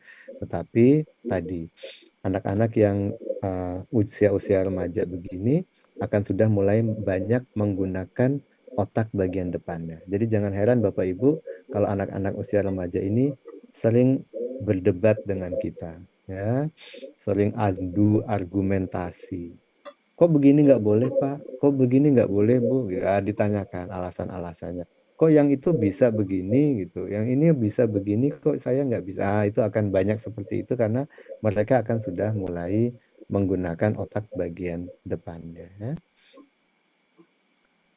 Oke, ya, saya rasa itu Bu Yesi, Bapak Ibu semua yang bisa saya sampaikan gitu. Mohon maaf kalau ada kurang-kurangnya, mungkin kita bisa diskusikan lebih dalam. Ya, saya kembalikan ke Bu Yesi. Baik, terima kasih Dokter Gia. Baik, langsung saja teman-teman. Ada yang ingin dikonfirmasi, ditanyakan, dicurhatin, silahkan. Ada Bu Diana yang sudah raise hand. Pak Osin. Kita 3 dulu untuk sesi pertama. Oke, Bu Ayu ya. Baik, silahkan Bu Diana, nanti lanjut Pak Osin dan Bu Ayu. Terima kasih Bu Yesi. Assalamualaikum warahmatullahi wabarakatuh. Waalaikumsalam. Izin Waalaikumsalam. Dok, saya tadi tertarik yang pelecehan tadi, yang mengkerut otaknya, yang 3 sampai 5 tahun. Nah, di sekolah saya ada anak memang dia kalau dilihat dari latar belakangnya sepertinya mengalami itu di usia 3 sampai 5 tahun. Apakah ada berarti kan ada tumbuh kembangnya nanti di pembelajaran juga apakah mungkin itu dari dia sulit berkomunikasi, apakah juga disebabkan oleh faktor itu, apakah dari gurunya itu ada terapi khusus yang bisa kita lakukan di pembelajaran untuk mengembalikan si otak yang sudah mengkerut itu, atau memang sudah ya udah sudah seperti itu tidak bisa diperbaiki. Bagaimana, Dok? Ya, baik. Makasih.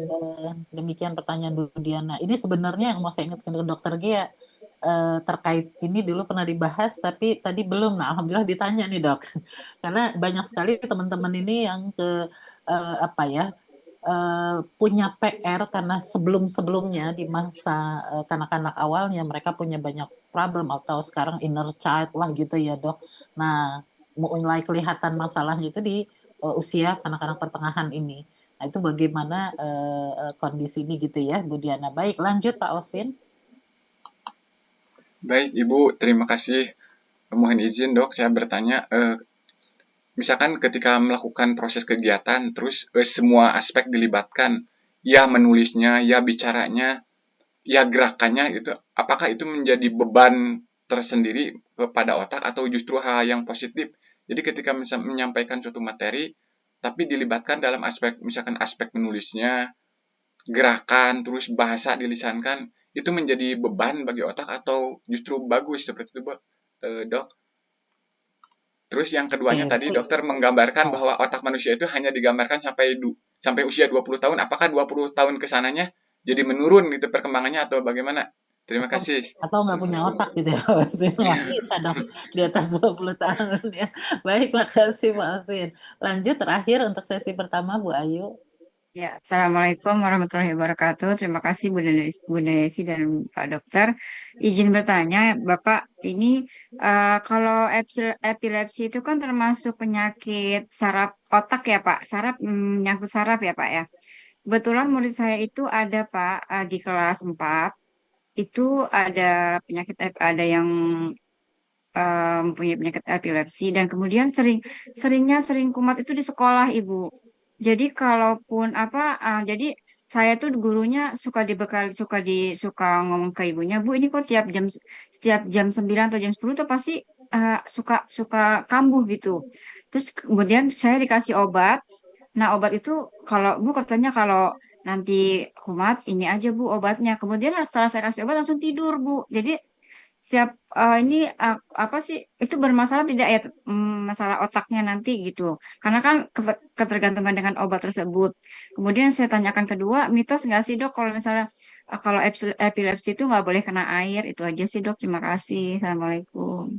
Waalaikumsalam. Ya betul Bu Ayu, ya dulu teman saya juga gitu. Jadi kalau udah ada got atau langsung dipinggirin tuh dok, karena takut takut kumat. Jadi Ya, dianggapnya kalau udah kena air renang waktu itu nggak boleh renang, nggak boleh ikut. Pokoknya kalau udah ada deket-deket air itu kasihan dia jadi ya dipinggirin. betul Bu. Takut takut kenapa-napa gitu.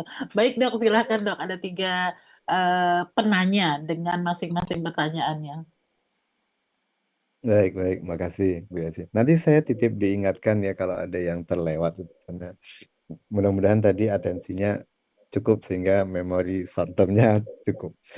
Jadi yang pertama tadi terkait dengan penelantaran atau uh, pelecehan ya. Jadi begini Bapak Ibu, ada di neuroscience itu ada secara mudah ada 2 cara pemeriksaan. Ada yang namanya psikometri, ada yang namanya neurometri, gitu ya. Jadi saya sering menggambarkannya seperti ini Bapak Ibu. Kalau kita melihat baterai, itu ya. Nah, baterai ini masih berfungsi atau tidak? Biasanya kita lihat bentuknya. Oh, bentuknya masih bagus, gitu ya. Tapi belum tentu bentuknya bagus, dia voltasenya bagus, gitu ya. Nah, tapi bisa jadi bentuknya bagus, voltasenya bagus. Bisa jadi bentuknya bagus, voltasenya jelek, gitu ya. Listrik yang diberikannya jelek. Kemudian bisa jadi kebalikannya, bentuknya tidak bagus, tetapi voltasenya bagus. Nah, bisa jadi juga bentuknya tidak bagus dan listriknya juga tidak bagus. Nah, itu semua harus kita deteksi dengan metode-metode pemeriksaan. Bisa dengan, bukan bisa dengan, harus kombinasi antara psikometri dengan neurometri. Jadi kalau dengan neurometri apa? Kita foto misalkan ya. Jadi kalau ada kasus-kasus tadi, kasus-kasus penelantaran atau abuse gitu malahan ya, pelecehan dan lain-lain. Nah, itu yang pertama diperiksa psikometrinya. Ada banyak alat-alat psikometri dengan wawancara, dengan apa semacam observasi dan lain-lain, kita bisa melihat bagaimana kondisi perilaku si anak diamati secara psikometri. Nah, kalau ada gangguan, dilihat gangguannya itu pada domain apa. Itu dilihat di situ. Kemudian harus disertai lanjutannya dengan pemeriksaan neurometrinya. Bisa diperiksa EEG-nya, dilihat voltase sarafnya, atau kalau perlu di MRI nanti untuk melihat. Nah, dari situ nanti hasilnya kita secara neuroscience kita bisa memprediksi apakah gangguan ini nanti akan menimbulkan akibat-akibat di kemudian hari atau akan aman-aman aja di kemudian hari. Gitu ya. Kalau misalkan ternyata dari pemeriksaan itu ada masalah, maka ada intervensi yang bisa kita lakukan. Intervensinya juga sama, intervensi secara non non farmakoterapi dan intervensi secara farmakoterapi. Non farmakoterapi banyak. Bagaimana kognitif behaviornya diperbaiki, bagaimana psikoterapi dan lain-lain itu kita bisa lakukan ya. Untuk strukturalnya anaknya masih 3 sampai 5 tahun. Masih ada kemungkinan untuk perkembangan dari sinaps-sinapsnya itu tadi. Nah, itu yang kita manfaatkan ya. Sel-sel saraf kita itu Allah ciptakan itu jumlahnya miliaran. Kalau ada yang rusak, maka yang kita harapkan tetangga-tetangga selnya ini akan bisa menggantikan. Istilahnya neuroplasticity. Nah, ini yang akan kita pacu untuk menggantikan yang rusak-rusak itu. Yang rusak memang sudah nggak bisa diperbaikin lagi kalau rusaknya itu sudah permanen. Tetapi tetangga-tetangga selnya ini bisa kita aktifkan dengan teori neuroplastisitas itu untuk dia aktif menggantikan yang rusak. Nah, itu mungkin Bu Yuni tadi ya, Bu Yuni mungkin ya tadi yang tanya ya. Nah, itu bukan ya Bu, siapa saya lupa, mohon maaf. Nah, itu tadi yang bisa kita lakukan untuk mengatasi apa tadi akibat dari penelantaran atau malah kebalikannya pelecehan yang mengakibatkan kerusakan di saraf otak itu. Mungkin itu Bu Yesi. Baik, Bu Diana tadi ya.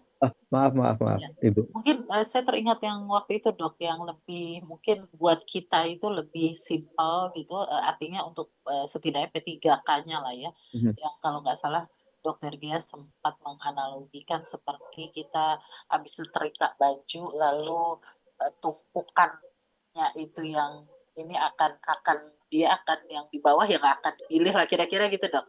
Ya betul. Jadi kemudian salah tadi kan saya sampaikan ada terapi yang non farmakoterapi dan terapi yang farmakoterapi. Yang non farmakoterapi adalah terapi-terapi antara lain terapi-terapi psikiatrik. Caranya bagaimana? Caranya memori-memori yang buruk tadi itu supaya tidak muncul ke permukaan, kita tumpuk dengan memori-memori yang baik. Nah, salah satu caranya tadi yang disampaikan Bu Yesi. Jadi kita isi-isi terus gitu ya, kita isi terus dengan hal-hal yang baik, hal-hal yang berkesan secara emosional yang positif, maka diharapkan nanti emosi buruknya tadi akan tertutup, memori buruknya tadi akan tertutup sehingga tidak muncul ke permukaan. Nah, itu salah satu metode terapi yang non obat gitu ya. Tapi kalau misalkan itu tidak berhasil, dalam artinya begini, kita harus ukur kalau misalkan dirasakan kurang efektif, maka harus dikombinasikan dengan terapi obat. Ada beberapa obat yang bisa kita berikan. Ini kan salah satu contoh PTD ya, post traumatic disorder, gitu ya. Jadi penyakit-penyakit yang akibat trauma, akibat trauma PTSD, post traumatic stress disorder. Jadi gangguan stres akibat ada trauma di masa lalu. Ini ada obatnya juga yang bisa membantu tadi supaya sel-sel saraf yang di sekitarnya dapat aktif sehingga menggantikan peran sel-sel saraf yang sudah rusak tadi. Mungkin itu, Bu Baik, ya. terima kasih Dokter Kia. Jadi tetap teman-teman nanti kita lihat ya Diperiksa kadarnya dulu. tadi Ya, dirujuk kalau memang kita anggap sorry. berlebih ya. Nah, tapi sementara itu mungkin Dok buat kita yang bukan medis, bukan psikologis, juga apalagi neurologis gitu ya Dok, teman-teman terus memberikan hal-hal kebaikan dalam proses dari pembelajaran ini untuk tadi menumpuk tadi gitu ya. Kalau udah ketemu kan biasanya kalau di bawah kita lupa tuh ya kayak Pak Januar kalau bajunya udah ditumpukin yang diambil di atas lagi bapak-bapak biasa gitu ya udah lupa yang di bawah tuh ya karena udah ketutup sama yang di atas kira-kira gitu. Baik, kita lanjut Dok. Pak Osin tadi pertanyaan Pak Osin.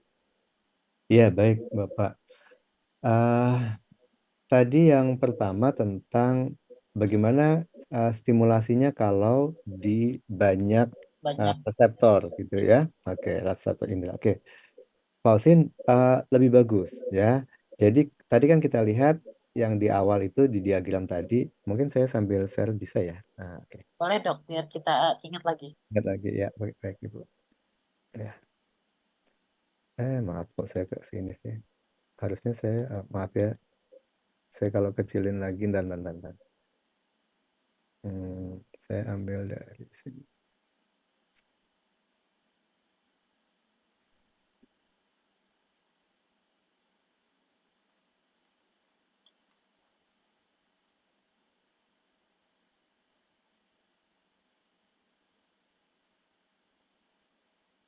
Oke, jadi Pak Osin, Bapak Ibu sekalian, ya. Jadi tadi kita ingat ya, stimulasi yang diberikan itu bisa dari macam-macam panca indera ya, bisa dari visual, auditorik, gitu ya, kinestetik dan lain-lain. Kalau stimulasinya itu makin banyak, maka harapannya aliran informasi itu akan makin banyak yang masuk ke otak kita. Akan banyak stimulasi terhadap otak kita. Kalau sumber stimulasinya itu banyak. Jadi nggak masalah. Makin banyak, makin baik. Yang penting dijaga adalah proporsinya. Nah, intensitasnya. Jadi dari banyak indera, tetapi intensitasnya terukur, jangan berlebihan. Kalau berlebihan intensitasnya, ya nanti jadi penuh malah tidak efektif untuk menstimulasi otak. Nah, tapi kalau ya sambil nulis, sambil mencatat gitu ya, apa yang disampaikan itu dicatat, digambar misalkan, atau dilatihkan gitu. Nah, dengan banyak stimulasi akan makin banyak yang masuk ke otak itu akan makin bagus.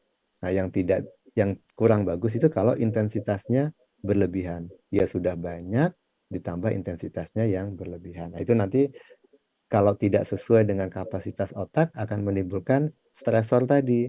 Stresor yang berlebihan akibatnya malah jadi kinerja otaknya berkurang. Nah, itu Pak Osin.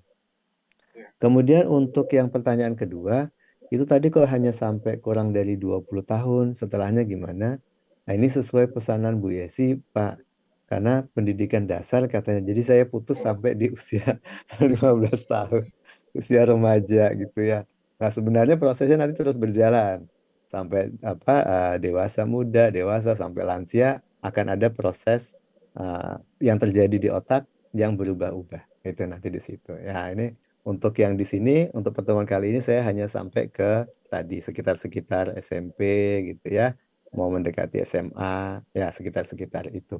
Karena untuk pendidikan dasar. Itu ya Pak Sin. Iya. Jadi Kemudian, jangan khawatir berarti Pak Osin. Dia tidak Otaknya mengecil akan tetap ada. atau tidak hilang otak kita. Otaknya tetap ada dan Tetap ada. prosesnya berkembang juga ya. Ya. Oke. Baik. Kemudian Lanjut Bu pertanyaan Ayu. Bu Ayu. berikutnya Bu Ayu. Sebelum epilepsi tentang apa ya Bu Yasi ya? Tadi tentang epilepsi kalau nggak salah memang awalnya gitu ya, tentang Iya, iya, Pak. kondisi anak yang Misalnya, ya, obat ya, tadi diberi obat. apa takutnya ketergantungan obat karena setiap dia Ya, kumat di ya. sekolah itu dikasih obat. Satunya lagi sama tentang mitos air itu ya. Iya, iya. Oke, baik. Eh, oke. Jadi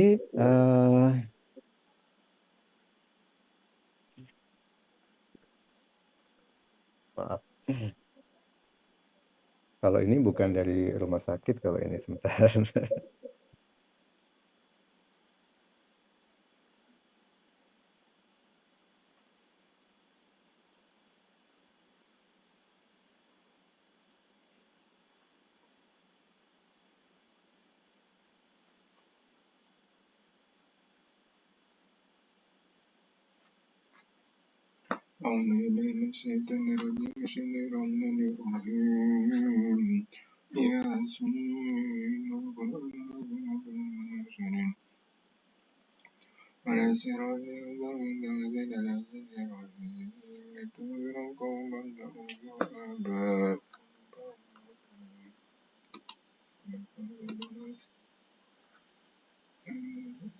Oke. Jadi tadi tentang epilepsi. Jadi Bapak Ibu, epilepsi itu memang suatu gangguan di saraf otak. Memang dia pusatnya di otak, ya. Gangguannya apa? Gangguannya proses eksitasi. Gini-gini. Jadi saraf otak kita itu akan menghasilkan suatu aliran aktivitas listrik, yang satunya itu dia sifatnya mengeksitasi, yang satunya itu menginhibisi. Pada saat epilepsi, itu yang eksitasinya berlebihan. Jadi makanya orangnya itu bisa kejang dan lain-lain ya. Itu pada saat terjadinya epilepsi. Oke, bahayanya apa?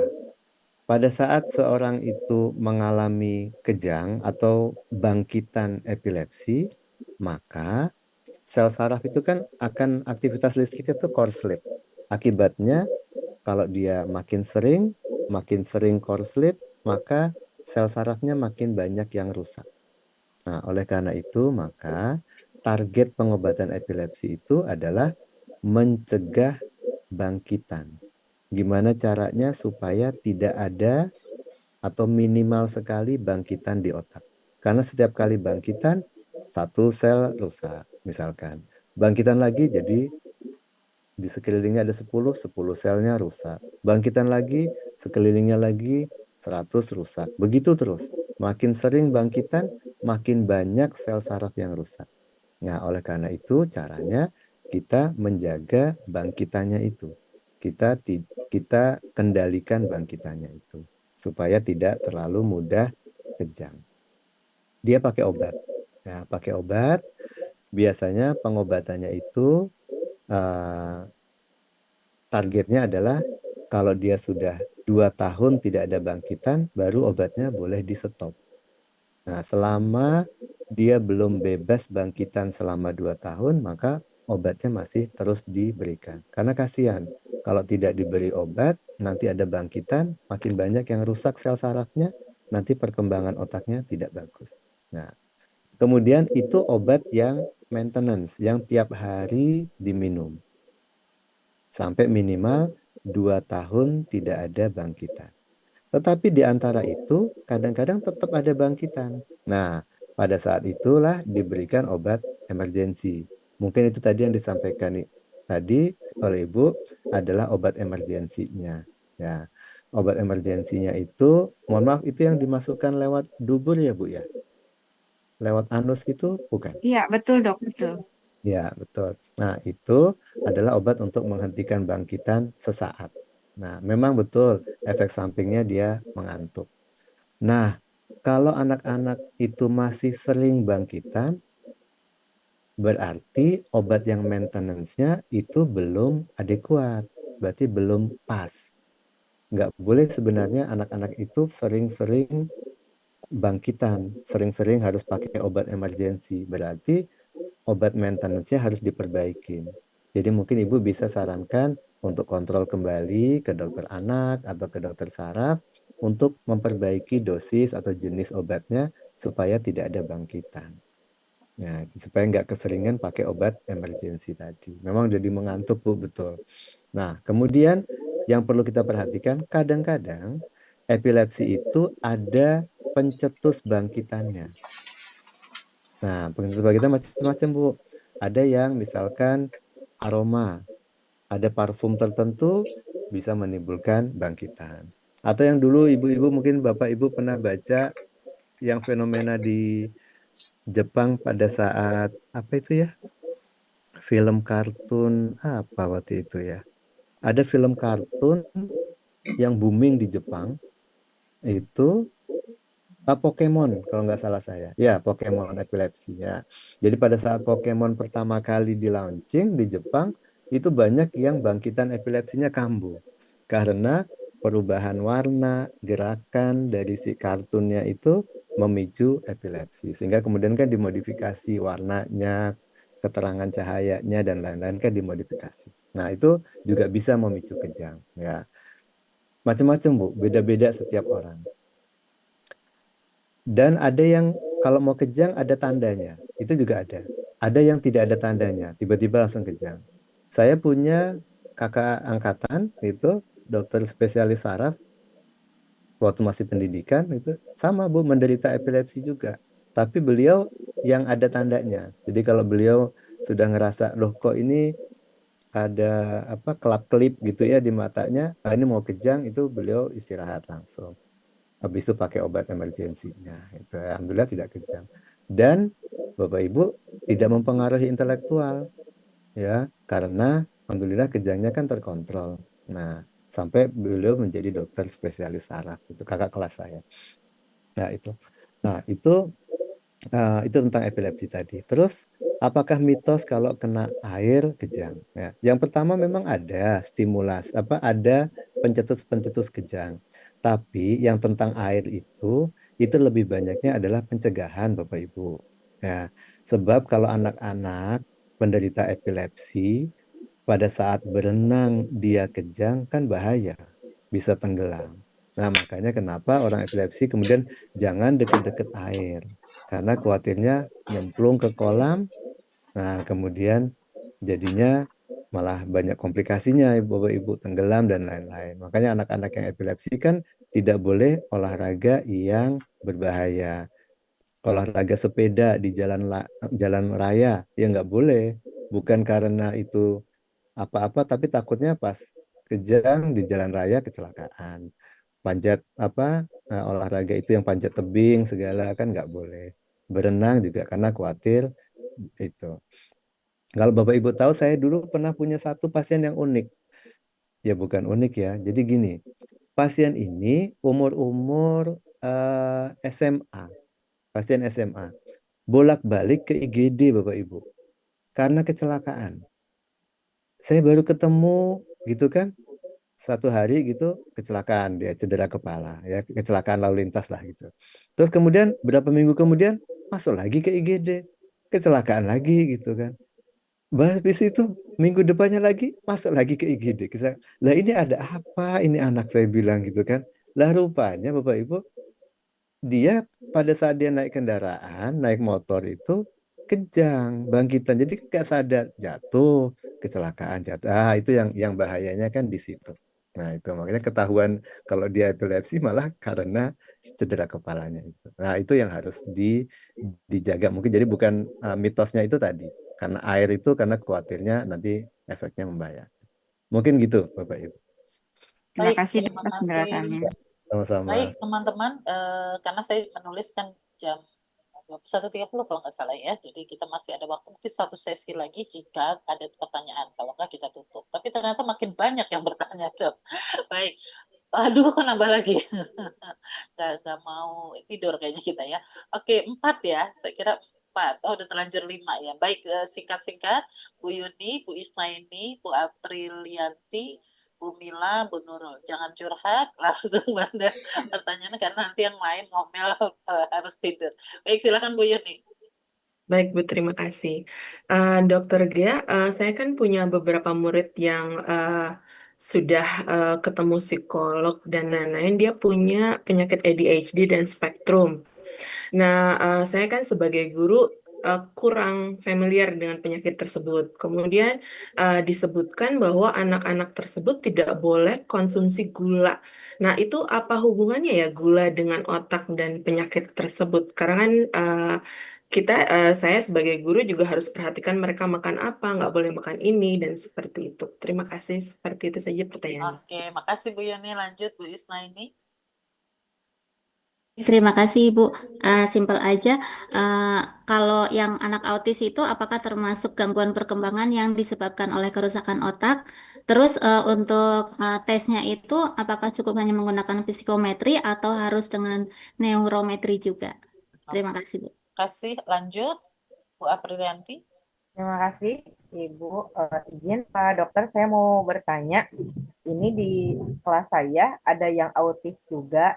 Ini kan udah kelas 4 tapi belum bisa berbicara. Saya mau bertanya itu terkait bagaimana cara kita mengajarkan kepada anak tersebut dan trik-triknya bagaimana supaya ketika anak tersebut bisa belajar dengan baik seperti itu. Dan treatmentnya bagaimana supaya anak autis tersebut bisa belajar dengan saya dengan baik. Terima kasih Bu Gunayati atas kesempatannya. Baik, lanjut Bu Milawati. Ya, terima kasih Bunda Yesi. Pak Dokter izin bertanya, saya tertarik dengan amigdala tadi Pak Dokter karena amigdala itu kan bagian dari otak tadi ya. Tadi Pak Dokter bilang itu disimpannya emosi kita pada saat masa kecil. Nah, salah satu member BTS ada yang membahas tentang lagu Amigdala. Nah, kebetulan sekali ada murid saya yang emosinya tuh meledak-ledak. Kalau temennya ngeledekin dikit langsung dipukul, ngamuk, meja dilempar, apapun, bahkan guru pun ketabok, kepukul, ketendang, dan lain-lain. Nah, kebetulan pas dicari tahu ternyata anak ini mengalami traumatik, mungkin di bagian amigdala tadi kali, amigdala, bener ya? Karena ibunya meninggal di usia waktu dia kelas 1 dan kebetulan juga ayahnya suka mukul kayak gitu. Jadi ketika gurunya mau ngelus gini dikit, dia dikira langsung kayak mau nabok atau mau mukul seperti itu. Nah, gimana sih sebagai guru, karena saya sendiri pun takut. Jadi ketika kalau anak itu mau masuk ke kelas, saya langsung tutup pintu. Ayo anak-anak pada masuk gitu. Karena ini dia mau ngamuk gitu kan. Karena sampai guru pramuka pun nggak berani ngajarin gitu kan. Dan guru-guru pun pada akhirnya takut karena karena kebetulan badannya besar sekali untuk untuk umur gimana ya? Untuk kelas 4 itu badannya besar banget, lebih tinggi daripada badan saya. Tinggi banget malah. Terus gemuk gitu. Jadi kalau mukul, wah luar biasa. Udah gitu orang tuanya ekskulin silat. Wah luar biasa sekali. Jadi makin tenaganya makin gitu deh pokoknya. Jadi guru-guru tuh makin takut buat ngajarin anak tersebut. Jadi lempar-lemparan. Nah, kebetulan sekali saya di kelas 5 dan sekarang anaknya kelas 5. Gimana cara proses kita nolongin anak tersebut menghilangkan traumanya, kemudian penyembuhannya dan apa ya bahasanya? Mungkin dia melarikan diri kan ya dari untuk ingatan itu gitu. Penerimaan si anak gitulah intinya. Penerimaan dan penyembuhannya. Gitu sih, Dok. Baik, terima Dari kasih. gurunya sendiri. Terima Baik, kasih. terima kasih Bu Milawati. Saya cuma bayangkan kalau sampai pada nggak ngajar itu anak tiap hari ada di mana ya? Karena pada takut semua. Baik, terakhir Anaknya Bu. cerdas sekali, Bu. Oke. Anaknya cerdas sekali. Ketika kita ngajarin langsung tak tak tak tak. Nyambung. Anaknya pintar. Oke. Terakhir Bu Nurul. Ya baik, terima kasih Bunda atas kesempatannya. Pak Dokter mau bertanya, jadi ada di saya di kelas itu ada anak yang sebenarnya dia itu mau belajar dokter, tapi seakan otaknya itu penuh. Jadi dia kadang-kadang suka sebel sama diri dia sendiri dan otaknya gitu, suka mukul-mukul kepala. Kenapa saya nggak bisa ingat padahal saya mau belajar, Bu, gitu. Nah, bagaimana caranya saya sebagai guru untuk kalau ada anak seperti itu gitu, Dok. Sedangkan itu anak tuh sebenarnya mau belajar, Dok. Nah, saya harus apa gitu. Terima kasih, Pak Dokter. Baik, langsung saja Dokter Gia di sebagian berbicara sebagian besar hampir semuanya tentang anak-anak spesial ya dengan berbagai kekhususannya. Monggo Dok. Baik, makasih Ibu-Ibu semuanya. Jadi yang pertama tadi tentang ADHD atau tentang ASD tadi ya Bu. Jadi ADHD, Attention Deficit Hyperactivity Disorder, atau kalau di medis di Indonesia kita bilangnya GPPH, gangguan pemusatan perhatian dan hiperaktif. Kemudian satunya lagi yaitu kasus ASD, Autistic Spectrum Disorder. Ya. Jadi autis itu tidak satu jenis penyakit gitu Ibu. Jadi dia tuh ada spektrumnya. Jadi autistic spectrum disorder itu gangguan autis itu ada spektrumnya dari yang paling ringan sampai yang paling berat. Jadi kalau ada anak dibilang, oh ini autis gitu ya. Nah itu kita belum tahu. Maksudnya penanganannya akan bervariasi sekali karena luas, lebar anunya spektrumnya dari yang paling ringan sampai yang paling berat. Kalau untuk yang ADHD, yang ADHD tadi ada dua tipe. Yang pertama tipe ADD, Attention Deficit Disorder. Yang kedua tipe, maaf ada tiga. Yang kedua itu tipe hyperaktif. Yang ketiga campuran, ya gangguan attention dan hiperaktif, gabungan antara keduanya itu ya. Nah, yang jadi pertanyaan yang pertama, apakah tidak boleh makan gula gitu ya? Oke, memang ada beberapa penelitian yang mengkaitkan gula dan beberapa zat yang lain ya, gluten dan lain-lain, itu dia bisa menjadi stimulan, menstimulasi tadi yang aktivitas listrik di saraf. Ya, sehingga tidak seimbang antara eksitasi dengan inhibisi. Nah, inilah yang dikhawatirkan membuat gejala-gejala hiperaktifnya jadi memberat atau gejala-gejala gangguan pemusatan perhatiannya memberat.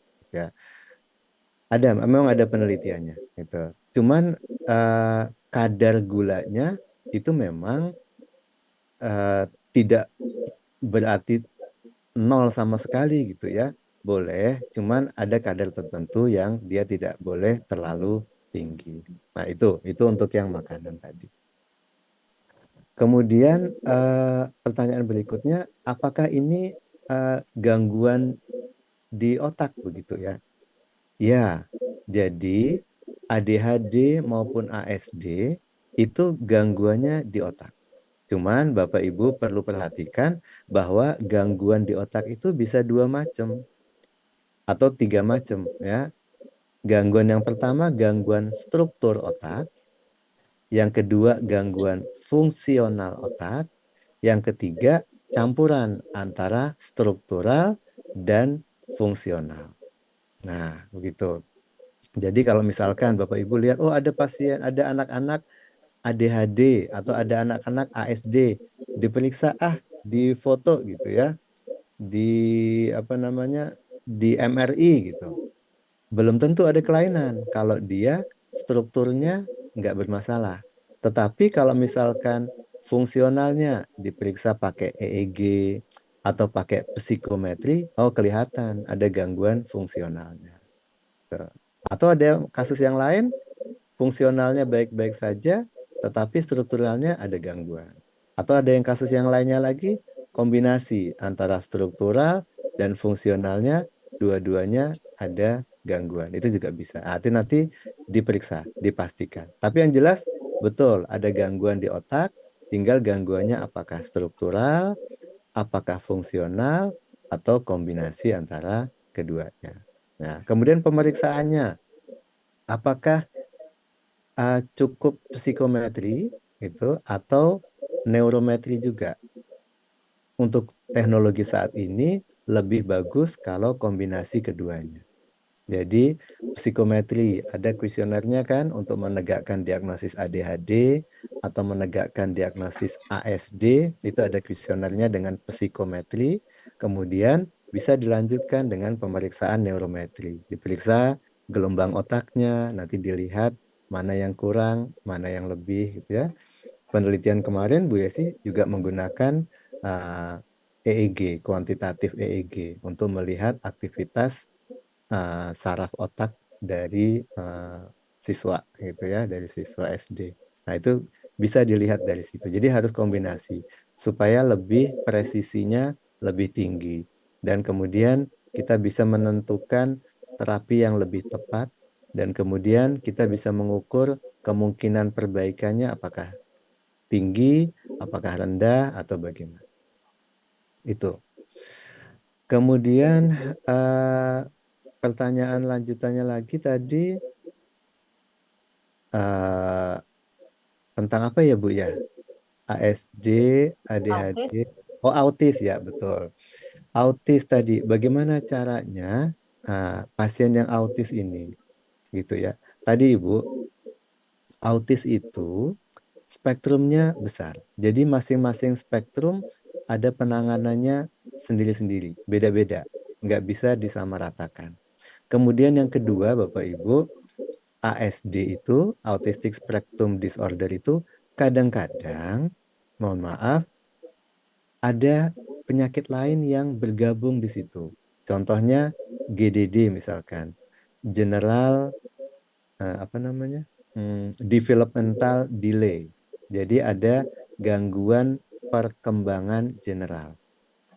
Kalau autistik sendiri yang murni, yang ringan, yang tidak ada dari spektrumnya dia ringan, kemudian dia tidak ada penyertanya seperti GDD tadi, gangguan perkembangan, itu nggak ada masalah Bu dengan IQ-nya.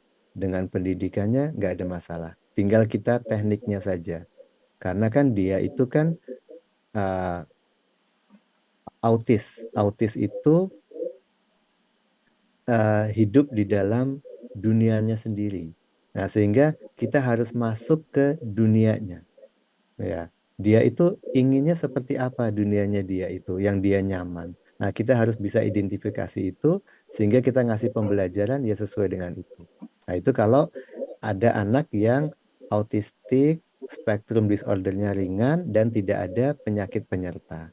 Tapi mohon maaf kalau pasiennya itu atau anak itu ASD-nya spektrumnya yang berat dan disertai, apalagi kalau disertai gangguan perkembangan otak. Ini memang lebih berat, jauh lebih berat. Tidak bisa kita tangani sendiri. Jadi Bapak Ibu harus kerjasama dengan psikolog, dengan psikiater gitu ya, untuk kita bisa mencari apa yang paling optimal. Jadi contohnya begini Bapak Ibu, kalau ternyata fungsi otaknya itu setelah diperiksa hanya mampu untuk sampai kelas 6 SD. Jangan dipaksakan untuk memberi pelajaran yang setingkat SMP atau setingkat SMA. Karena memang kemampuannya tidak mampu dari fungsi otaknya. Ya maksimal kita harus maksimalkan sampai dengan kemampuan 6 SD itu. Nah, itu yang harus kita lakukan begitu. Tapi jangan juga kita tidak memberi stimulasi sehingga anak itu yang sebenarnya mampu sampai dengan kelas 6 SD, kemampuan otaknya, tapi kita kurang stimulasinya sehingga hanya setingkat 4 SD kemampuan otaknya. Itu juga nggak boleh. Nah, itu bisa diidentifikasi dengan bantuan teman-teman psikolog, teman-teman psikiatri, itu bisa membantu di situ. Teman-teman dari neurologi membantunya dengan pemeriksaan neurometri. Nah, itu. Ya. Kemudian yang terakhir, tentang anak tadi ya, Ibu ya. Oke, kemungkinan yang pertama, kalau dari cerita Ibu tadi, mungkin anak ini mengalami PTSD ya, Post Traumatic Stress Disorder. Nah, eh, ya pada kasus-kasus seperti ini memang tadi kita sebagai guru gitu tidak bisa sendirian. Memang harus bantuan psikolog atau psikiatri untuk mengidentifikasi. Yang pertama, benar tidak ini anak mengalami PTSD. Kemudian kalau PTSD, faktor apa yang paling berat yang mempengaruhi PTSD-nya?